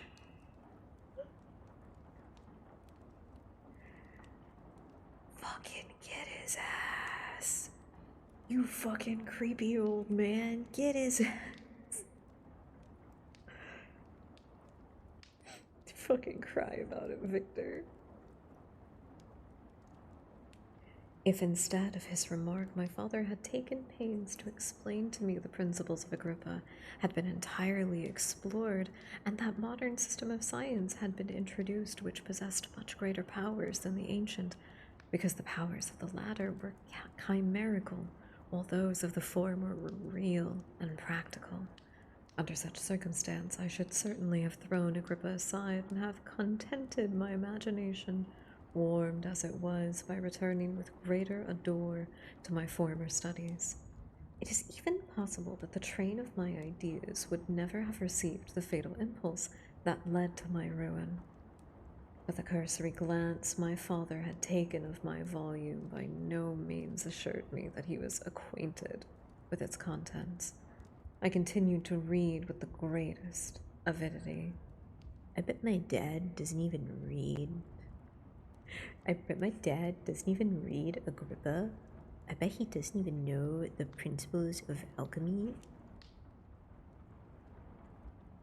I bet he doesn't even know the law of equivalent exchange. He doesn't know nothing. He's so uncool. I watch Full Metal Alchemist Brotherhood on fucking Adult Swim whenever he goes to bed. He doesn't know that I watch it on the TV in the living room. It's not liking Full Metal Alchemist, that's bad. It's Victor trying to pretend that he could actually like anything. That's a human emotion, Victor, and I don't believe you have those. When I returned home, my first care was to procure the whole works of this author, the afterwords of Paracelsus, and Albertus Magnus. What fucking names, Jesus. I read and studied the wildest fancies of these writers with delight. They appeared to me treasures known to few besides myself. I have described myself as always having been imbued with a fervent longing to penetrate the secrets of nature.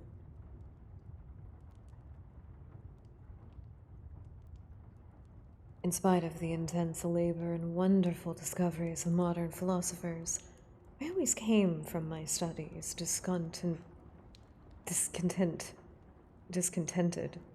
I think it should just be discontent, not content. Yeah, the extra syllable added there real fucked me up, Jesus. Discontented, and unsatisfied. Oh, grab your fedoras, Redditors. Sir Isaac Newton is said to have avowed that he felt like a child picking up shells beside the great and unexplored ocean of truth. Those of his successors in each branch of natural philosophy with whom I was acquainted appeared even to my boy's apprehensions as tyros engaged in the same pursuit. The untaught peasant beheld the elements around him and was acquainted with their practical uses. The most learned philosopher knew little more. He had practically unveiled the face of nature, but her immortal lineaments were still wonder and a mystery. He might dissect, atomize, and give names, but not to speak of final causes in their secondary and tertiary grades. I'm so sorry. This is so bad for me tonight.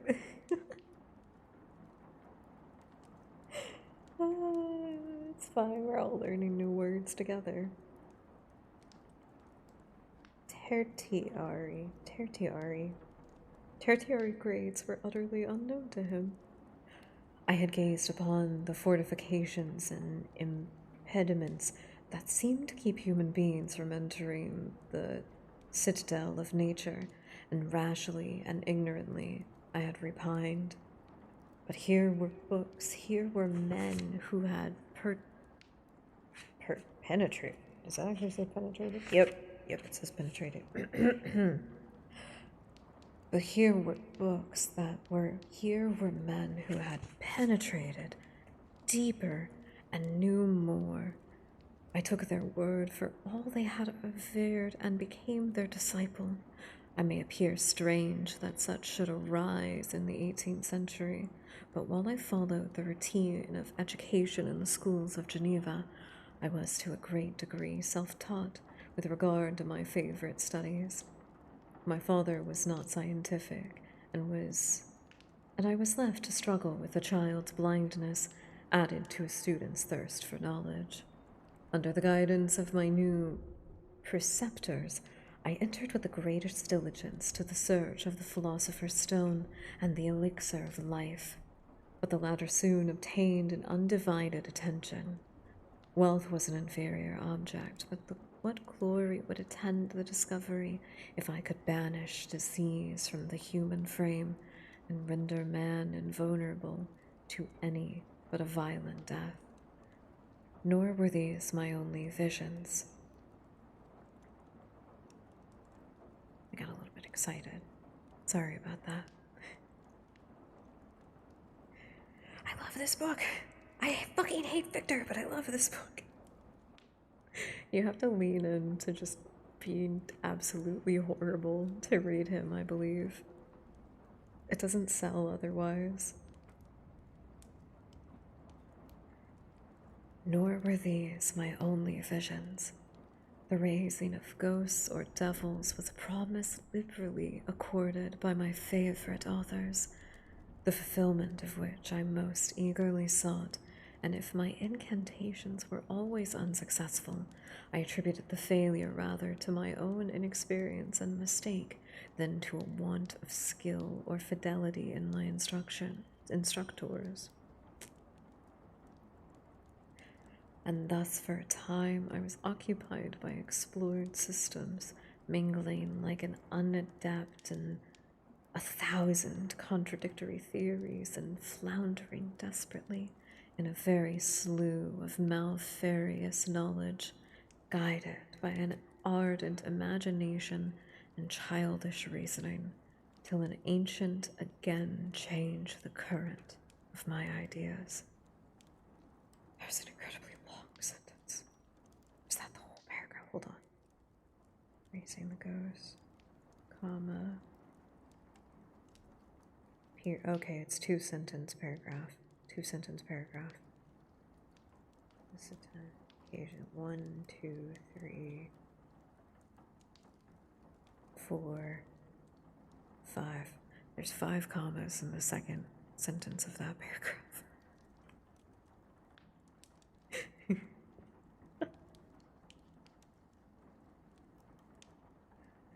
Okay, that's fine.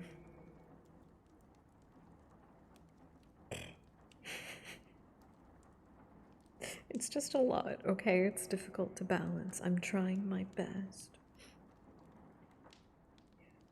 When I was about 15 years old, we had retired to our house near Belrive. Belrive? Belrive. We retreated to our house in Belrive when we witnessed the most violent and terrible thunderstorm. One second.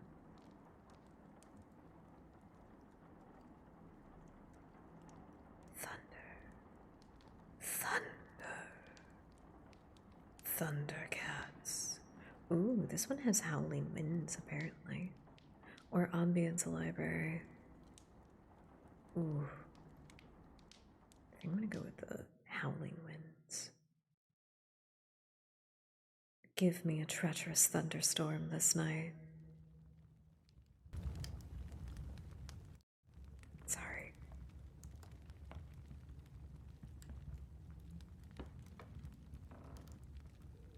It's a little bit creepy with like the creaky house sounds. Not what I'm looking for, but hell yeah.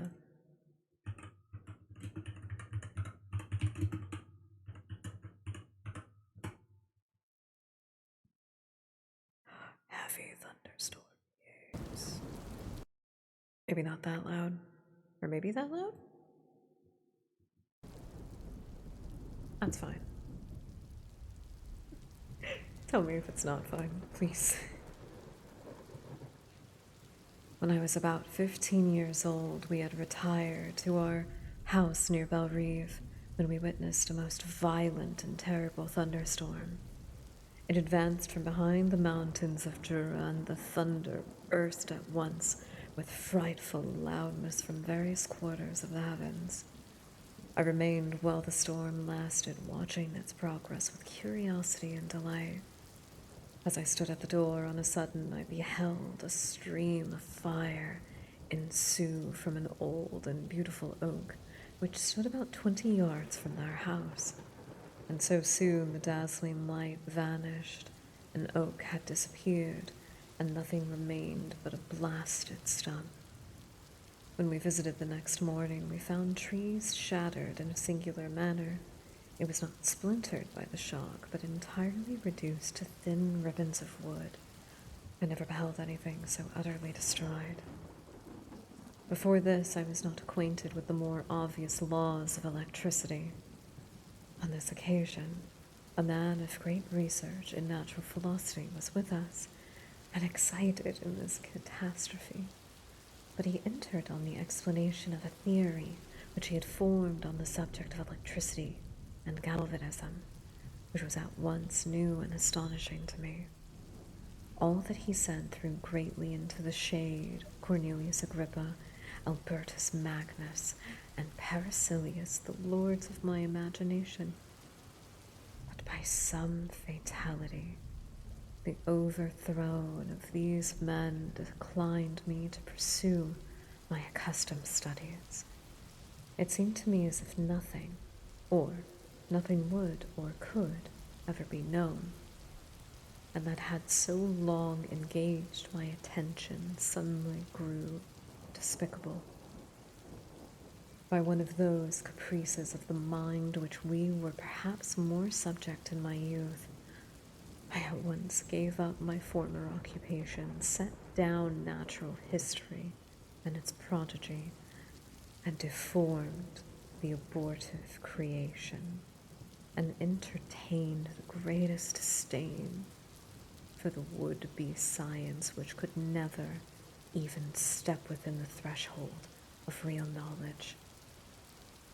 In this mood of mind, I betook myself to the mathematics and the branches of study appertaining? Appreciating? And here I thought I was doing good for a second.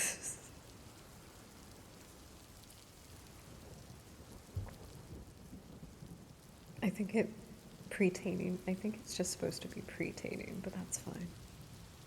I betook myself to the mathematics and the branches of study pertaining to that science and being built upon secure foundations, and so worthy of my consideration. Thank you, Binblow. I appreciate it. Thank you. Thus strangely are souls constructed, and by such slight ligaments are we bound to prosperity or ruin. When I look back, it seems to me as if this almost miraculous change of inclination and will was the immediate suggestion of the guardian angel of my life, the last effort made by the spirit of preservation to avert the storm that was even then hanging in the stars and ready to envelop me. Her victory was announced by an unusual tranquility and gladness of soul, which followed the relinquishing of my ancient and latterly tormenting studies. It was thus I was to be taught an associate evil with their persecution, happiness with their disregard. It was a strong effort of the spirit of good, but it was ineffectual. Destiny too potent and her immutual laws had decreed my utterable and terrible destruction. Utterable? The word is utter, not utterable. Oops. Okay, that one was funny. I got an appreciation for that one. That one was funny. I get, like, okay, like, I get it. I get it. He finds something that he just thinks is, like, the idea is really cool. He's just like, oh man, I can fucking cheat death with something that's basically science magic. Like, it's cooler than science because it's technically magic, but it's like science magic, so we could do it. We could turn copper into gold. We could transmute things with absolutely no negative repercussions on the natural order. We could do that. I don't know why Victor thinks that, but like, I kinda get it. He read something he thought was cool, and then he makes it his entire life. And then he literally becomes God. He makes life. He makes a, what is the perfect creature in philosophy? Or, oh, sorry, alchemy. At the heart of alchemy, there's a short list of goals, but one in particular that everything stems from, so the other goals are to achieve the main one. It is to create a creature. I think it's an homunculus, but it's supposed to be a creature that is everything and nothing at the same time. Rebus, thank you, darling. Yeah, the Rebus. It's this perfect creature that is gendered and genderless at the same time. It is everything and nothing. Something about being the perfect man and all of that. Which, if you think of Frankie as a Rebus, any inclination that he is imperfect or anything that he does is, technically in canon false. Technically, is he supposed to be a perfect creature? And if alchemy is real, fuck. you know. That's at least my perspective on that. Like, oh god, if alchemy is real, oh, it's so much danger. People can do really weird stuff with it. But if that's the idea, which I don't think that it is, I think the book is it's being very honest when it's like, oh no, the flesh was just reanimated. But I don't know, maybe it is supposed to be. Now I'm confused. He's reanimating dead flesh, though, which I think is a different process, and he doesn't describe getting a philosopher's stone or anything to do with that. I don't know. It's quite confusing, but it makes it interesting because it's either like he didn't actually have a very firm understanding of alchemy, or he did, and this was all intentional, but he's just describing it in a really, like, vague kind of a way. Or again, like, he didn't fully understand the stuff that he was doing, and he did this completely by accident. Frankie was an accident baby. That's why his mama papa doesn't love him. It's because he was an accident. Nobody's a Firmus. Exactly. Because it's not real, but, the lore of alchemy, Okay, let me see how long chapter 3 is. Uh-oh. Okay, it's not too long. I think I'd like to read chapter 3 because this is where stuff gets, like, really exciting. This is where everything, like, comes together.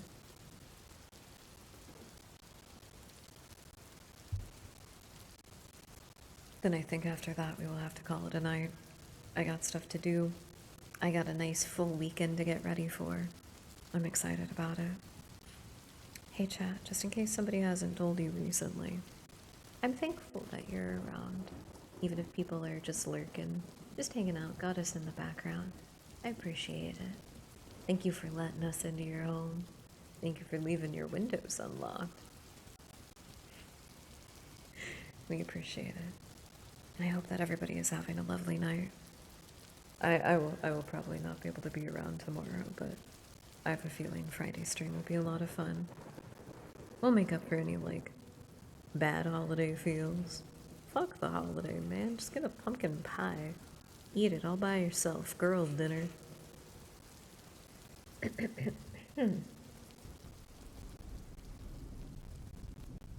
When I had attained the age... Too loud. Too loud. Not creepy enough for Victor. Hold on, let's get closer. Let's get, like, real creepily close together. I want to be, like, in your ear. Like a parasite.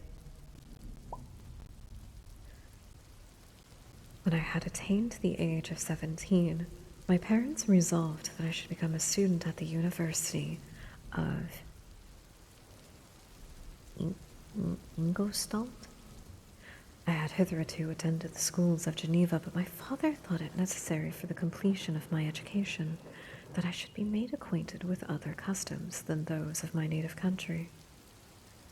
My departure was therefore fixed at an early date, but before the day resolved upon could arrive, the first misfortune of my life occurred, an omen, as it were, for my future misery. Elizabeth had caught scarlet fever. Her illness was severe, and she was in the greatest danger. During her illness, many arguments had been urged to persuade my mother to refrain from attending upon her. She had at first yielded to our entreaties.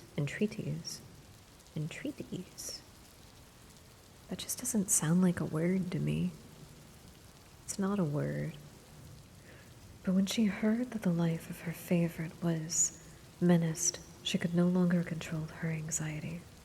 She attended her side bed, her watchful attentions triumph over the malignity of the distemper.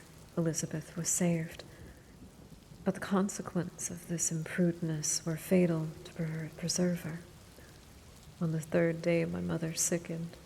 Her fever was accompanied by the most alarming symptoms, and the looks of her medical attendants prognosed the worst event. Bothering? Oh, you weren't Smash Rocks. I'm sorry. Sorry, that was very loud. You didn't bother anybody. I'm sorry. Was there a misunderstanding? No, you're completely fine. Sorry, I might have been fucking around about something. I'm never mad at anybody at chat. I'll be really direct if I am. No, it's okay. It's okay. It's okay. It's okay. I am sorry if I did something that made you think you were being bothersome. Welcome back. I hope you're having a lovely night. I do recommend that nobody ever take anything that happens in chat seriously, because I get confused sometimes. Rest assured that I am never thinking anything negative about anybody in chat or assuming that you're being weird. It takes a lot to convince me that somebody is, like, actually genuinely being weird. And most of the time I'll just let them get bored and leave. So if that's the case, don't even worry about it. Don't even worry about it. I ate a grape as a nice little snack.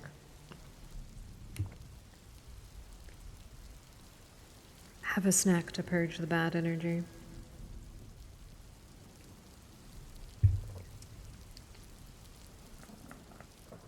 I think I'm gonna have spicy chicken for dinner. I think that's what I'm gonna do. I'm looking forward to that now. Finish the chapter. Do it. Do it.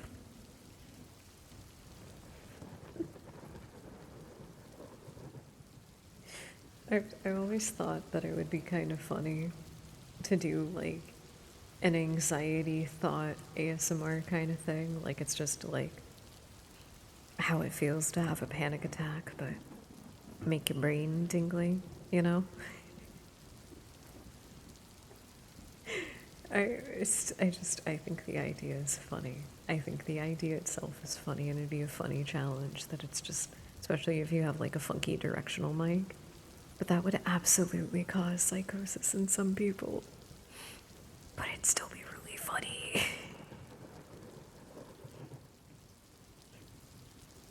I promised I wouldn't be scary, so I'm not going to give a preview, but just imagine all the worst things that you've told yourself in your head and then make it all like auditorial, like goofy, you know? All of the ghosts and demons you carry with you, reminding you how damned your soul is. POV ASMR. Where was I? Oh yeah, Scarlet Fever.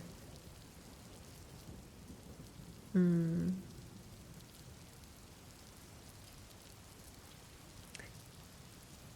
third day, there we go.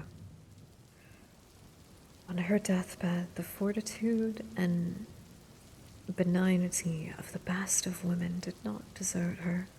She joined the hands of Elizabeth and myself. My dear children, she said, my firmest hopes of future and happiness were placed on the prospect of your union. This expectation will now be the consolation of your father. Elizabeth, my love, you must supply my place to my younger children. Alas, I regret that I am taken from you, and happy and beloved as I have been, it is not hard to quit you all. But these are not thoughts befitting me. I will endeavor to resign myself cheerfully to death, and will indulge in a hope of meeting you in another world. She died calmly, and her countenance expressed affection even to death. I need not describe the feelings of those whose dearest ties are rent by the most irreparable evil, the void that presents itself to the soul, and the despair that is exhibited on the countenance. It is so long before the mind can persuade itself that she whom we saw every day, and whose very existence appeared part of our own, can have departed forever, and that the brightness of a beloved eye can have been extinguished, and that the never more to be heard. Sorry, 1 second, I have a sneeze.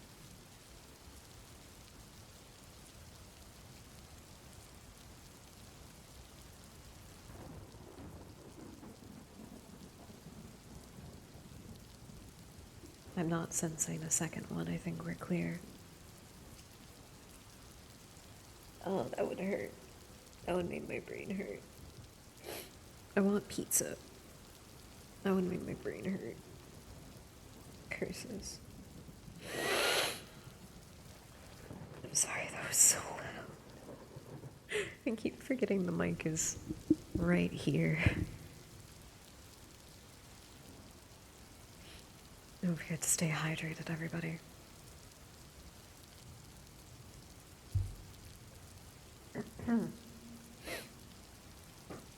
Sorry.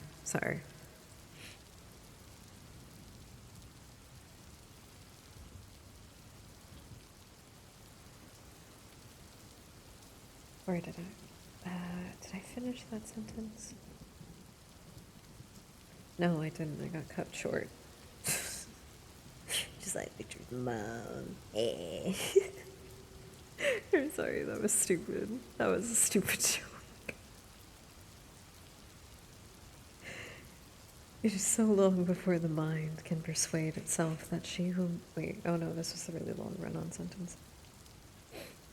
These are the reflections of the first days, but when the lapse of time proves the reality of the evil, and then the actual bitterness of grief consumes, yet from whom has not the rude hand rent away some dear connection? And why should I describe a sorrow which all have felt and must feel? The time at length arrives when grief is rather an indulgence than a necessity, and the smile that plays upon the lips, although it may be deemed sacrilege, is not banished. My mother was dead, but we had still duties which we ought to perform. We must continue our course with the rest and learn to think ourselves fortunate whilst one remains whom the spoiler has not seized. We have an ad break coming up soon, everybody. I'm so sorry. I'm so sorry. Dang it, I wanted to finish these pages. I'll try to push the ad. I'll try to push it, and we'll finish these pages, and then we'll be good. Yeah, I can do it. I can do it.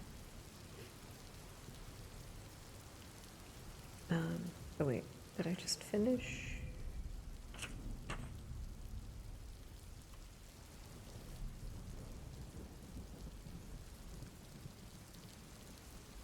I did. I turned the page too soon. My departure for Ingolstadt, which had been deferred by these events, was now again determined upon. I obtained from my father respite for some weeks. It appeared to me sacrilege so soon to leave the repose, akin to death, of the house of mourning and to rush into the thick of life. I was new to sorrow, but it did not lessen the alarm me. It did not the less alarm me. I was unwilling to quit the sight of those that remained to me, and above all I desired to see my sweet Elizabeth in some degree consoled. She indeed veiled her grief and strove to act the comforter to us all. She looked steadily on life and assumed its duties with courage and zeal. She devoted herself to those whom she had been taught to call her uncle and cousins. Never was she so enchanted as at this time, when she recalled the sunshine of her smiles and spent them upon us. She forgot even her own regret in her endeavors to make us forget. The day of departure at length arrived. Clerval spent the last evening with us. He had endeavored to persuade his father to permit him to accompany me and to become my fellow student, but in vain. His father was of a narrow-minded trader and saw idleness and ruin in the aspirations and ambition of his son.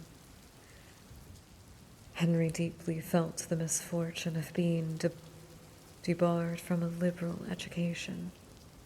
He said little, but when he spoke, I read in his kindling eyes and in his animated glance a restrained but firm resolve not to be chained to the miserable details of commerce. We sat late. We could not tear ourselves away from each other, nor persuade ourselves to say the word farewell. It was said that we retired under the penitence of seeking repose, each fancying and the other was deceived.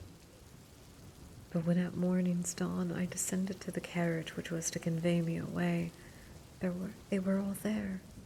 My father again to bless me, Clerval to press my hand once more, my Elizabeth to renew her entreaties I would not write often, and to bestow the last feminine attentions on her playmate and friend.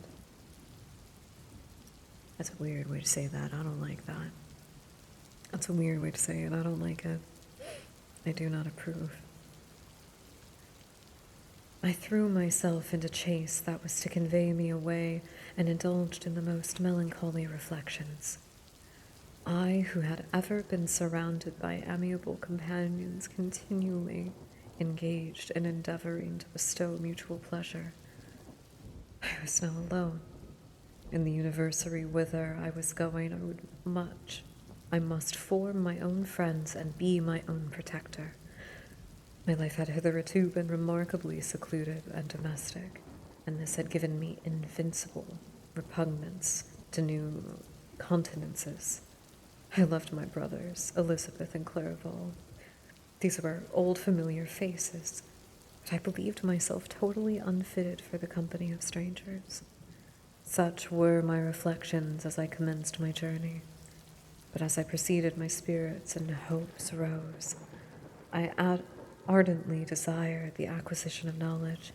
I had often, when at home, thought it had longed to enter the world and take my station among other human beings.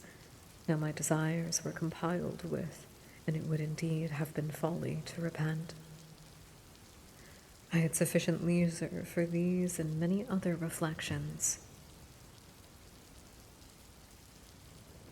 during my journey to Ingolstadt, which was long and fatiguing. At length, the high white steeple of the town met my eyes. I aligned and was conducted back to my solitary apartment to spend the evening as I pleased. The next morning, I delivered my letters of introduction and paid a visit to the principal professors. Chance, or rather the evil influence, the angel of destruction, which has asserted omnipotent sway over me from the moment I turned my reluctant steps from my father's door, led me first to M. Krempe,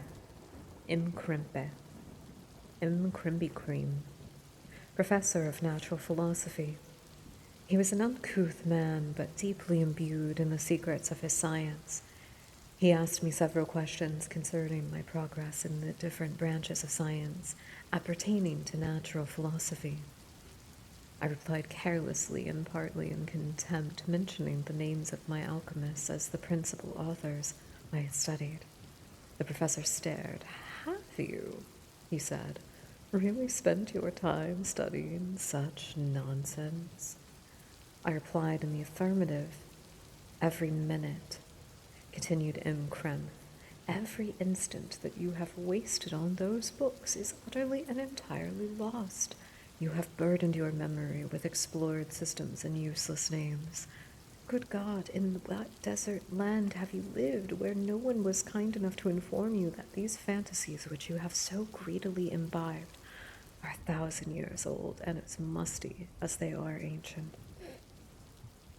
I little exempted in this enlightened and scientific age to find principle of Albertus Magnus and Paracelsus. My dear sir, you must begin your studies entirely new."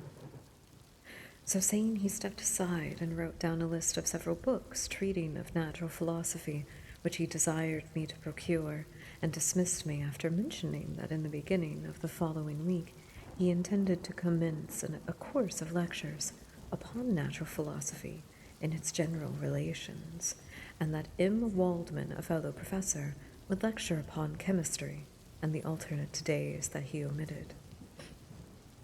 I returned home not disappointed, for I have said that I had long considered those authors useless whom the professor reprobated. But I returned not at all to the more inclined to recur to these studies in any shape.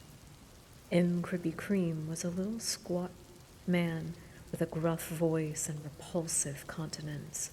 The teacher, therefore, did not possess me in favor of his pursuits. He was ugly, I was not. He didn't like me.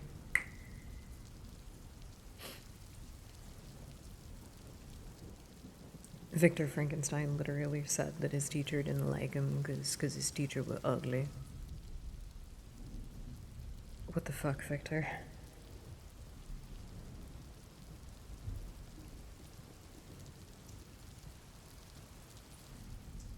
I've lost where I was. Oh. I'm at the top of the page. We're good. In rather a too philosophical and connected a strain, perhaps I have given account to the conclusions I had come to concerning them in early years. As a child, I had not been content with the results. Excuse me.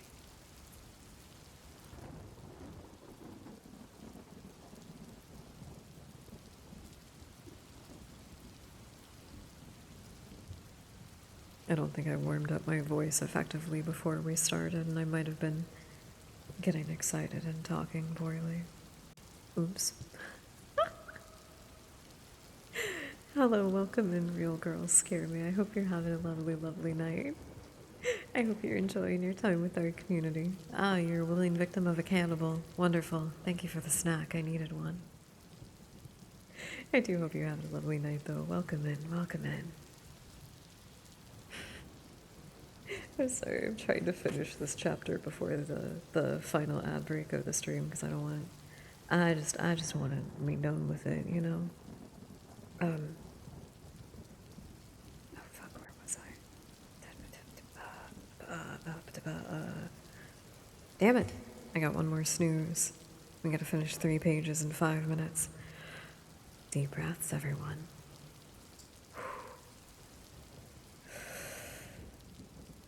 With a confusion of ideas only to be accounted for by my extreme youth and my want for a guide on such matters, I had retrode the steps of knowledge along the paths of time and exchanged the discoveries of ancient inquirers for the dreams of forgotten alchemists. Besides, I had a contempt for the uses of modern natural philosophy. It was very different when the masters of the science sought immortality and power. Such views, although futile, were grand. But now the scene was changed. The ambition of the inquirer seemed to limit itself to the annihilation of those whose visions on which my interest in science was chiefly founded. I was required to exchange chimeras of boundless grandeur for realities of little worth. Such were my reflections during the first 2 or 3 days of my residence in Ingolstadt, which were chiefly spent in becoming acquainted with the localities and the principal residents of my new abode.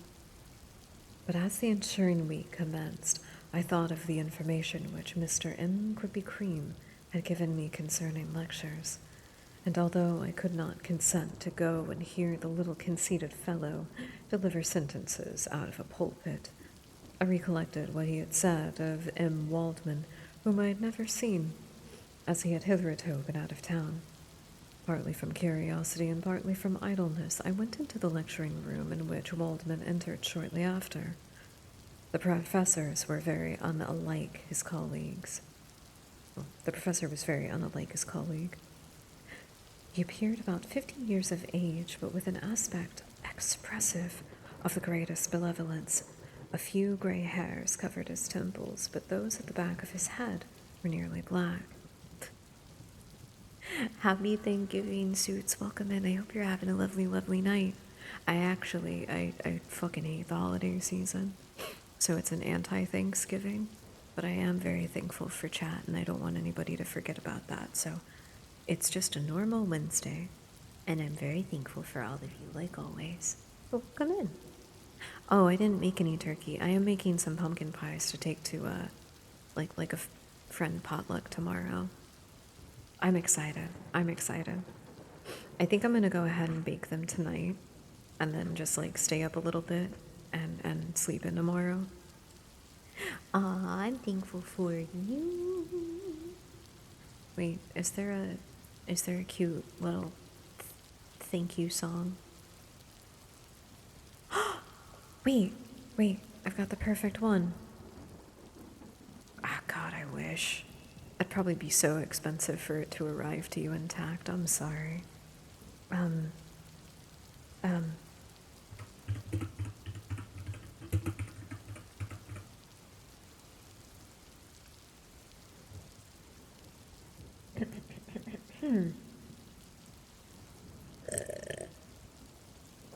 Oh God, I put the headbeds too high. I'm so sorry.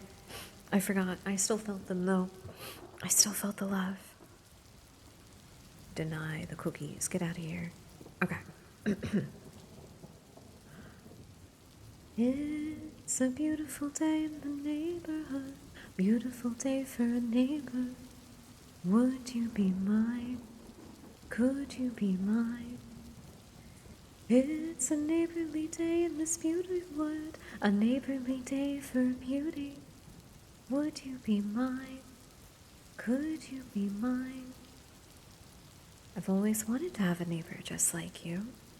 I've always wanted to live in the neighborhood with you. So let's make the most of this beautiful day. Since we're together, we might as well say, would you be mine? Could you be mine? Won't you be my neighbor?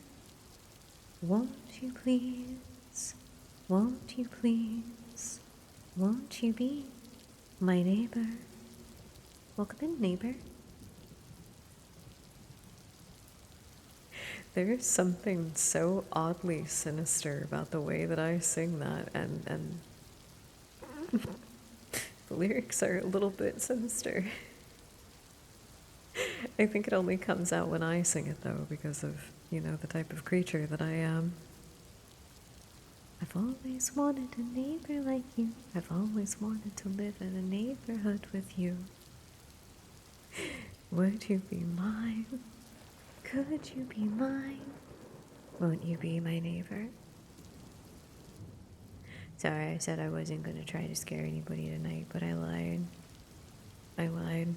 I also have no more skips through the odds, so I'm just going to read through the last couple of pages. Alright, everybody. I'm sorry. I'm sorry. I hate taking a break like so late towards the end of stream. I can't wait to make pumpkin pie though.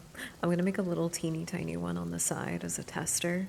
So like I don't have to like cut a piece out of the ones that I'm taking tomorrow. I can't do that with one of them because the pie shell is already made, but I have some pie dough that I'm going to God, I have to thaw it out. It's fine. I'm not gonna think about that yet. I'm gonna think about that after stream. Right now, I'm gonna lock in.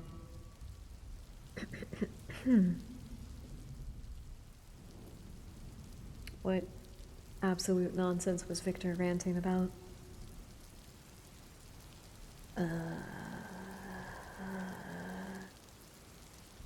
nonsense was he ranting about? M. Waldman, with access benevolence. His person was short, but remarkably.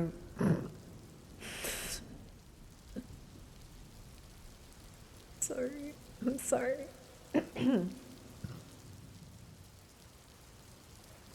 I'm just a mess trying to read this. I'm just a mess trying to read this. What is happening? The universe doesn't want me to read. The universe wants me to gab. His person was short but remarkably erect, and his voice the sweetest I had ever heard.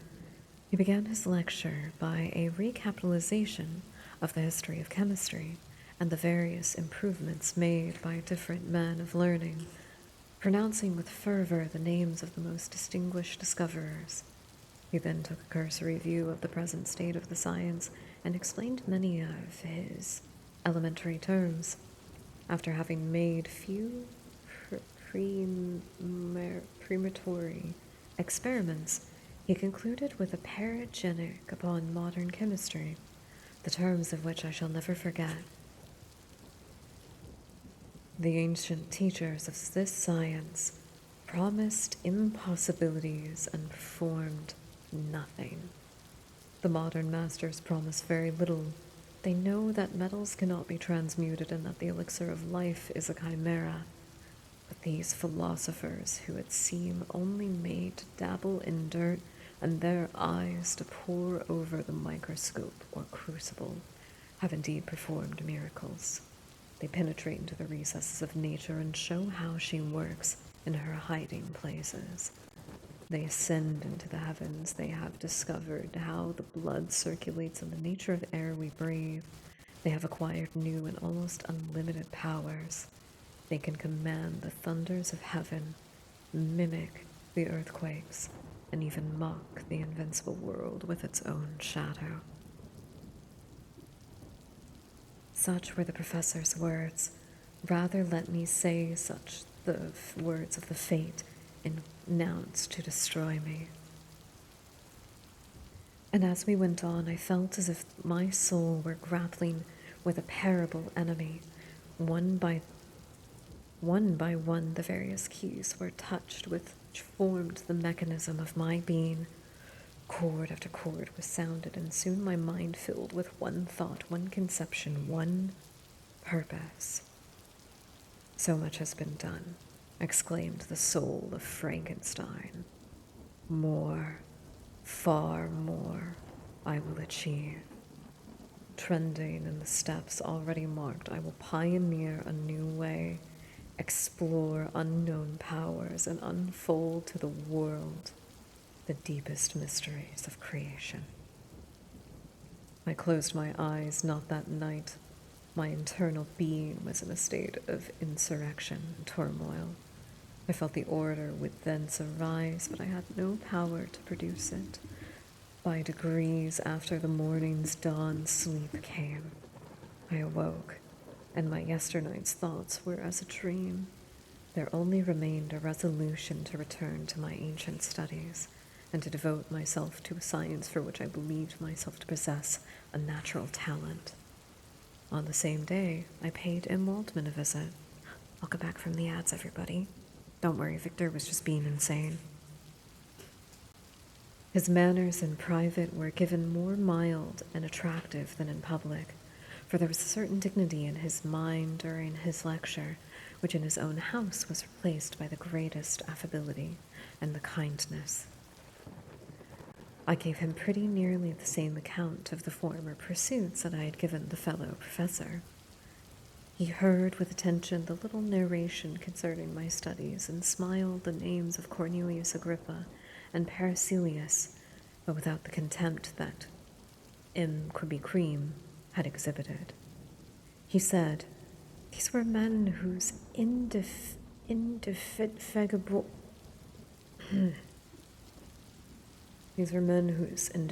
zeal modern philosophers have been indebted for most of the foundations of their knowledge. They had left to us an easier task to give new names and arrange in conducted classifications the facts which they in a great degree have been the instruments of bringing to light. The labors of men of genius, however erroneously directed, scarcely ever fail in ultimately turning to the solid advantage of mankind. I listened to his statement, which was delivered without any presumption or affection, and then added that his lecture had removed my prejudices against modern chemists. I expressed myself in measured terms with the modesty and defense due from a youth to his instructor, without letting escape, in parentheses, inexperience in life would have made me ashamed, close parentheses, any of the enthusiasm which stimulated in my tended labors. I requested his advice concerning the book I ought to procure.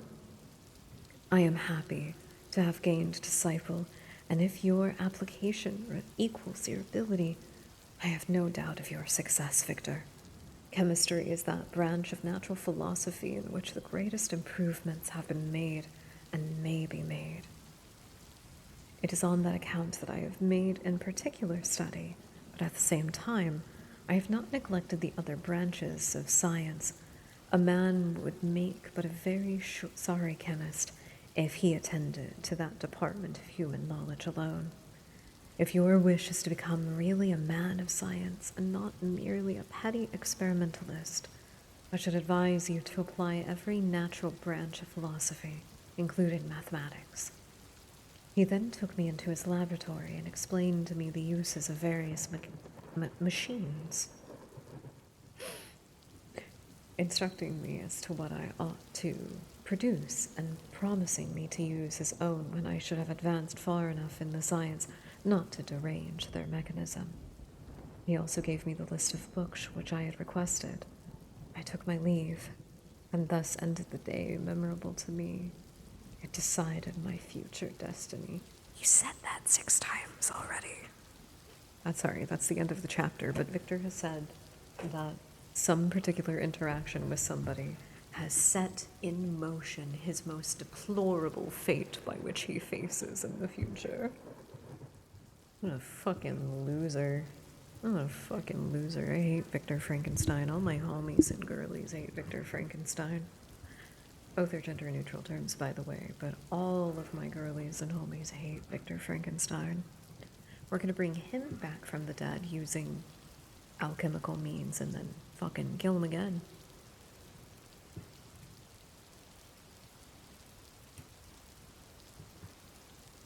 I still have some grapes left over from earlier. However, I did want to take a moment to thank everybody for hanging out with me. I appreciate that you had some time to spend it together. And you did. Look at all the cute little babies that are at the bottom of the screen. That's all you. All hanging out with us, even if you're just lurking, which, by the way, totally fine. You're allowed to lurk. I may not see you in Twitch chat numbers, but I get to see my little guys on my screen. That's fucking cool. And there are a lot of little guys hanging out with us, which I greatly appreciate. I hope you all had a wonderful, wonderful time together. I am gonna go ahead and hop off for the night, as I'm very tired. Thank you all so much for being here. I will see you all on Friday. We are going to be playing Fatal Frame 2 Crimson Butterfly, and I hope you will join us then. In the meantime, exclamation point Discord in the chat, or link is in the panels to join. We have a lovely, ever-growing community of wonderful people that would probably be super cool for you to join the mass. Join the mass. Join the mass. Do not supersede death. Become it. Become death. You can also follow us on other social medias that we have. YouTube for past VODs, including some more ASMR VODs, especially if you like lurk in the ASMR streams. We got a lot of VODs on there if you're interested in those. All kinds of different fun stuff, by the way, in those. I've been experimenting. I have a lot of fun with it. So we also have Twitter and Blue Sky that you can follow us for similar kind of updates there. We also have an Instagram for FleshTuber shenanigans. And if you would like to support us monetarily, you don't have to. You don't have to. Just if you want to, and you have the means to do so. If you want to, you can subscribe here on Twitch. Or you can check out the Patreon. Or you can check out the Ko-Fi. Or direct donation link. Whatever you want to do. But none of that's necessary. If you just want to hang out with us here, perfectly fine. I will see you all again on Friday. I hope you have a happy, calm holiday. You got this. You are stronger than whatever gets thrown at you. You have no reason to think otherwise. You're still alive now. Duh.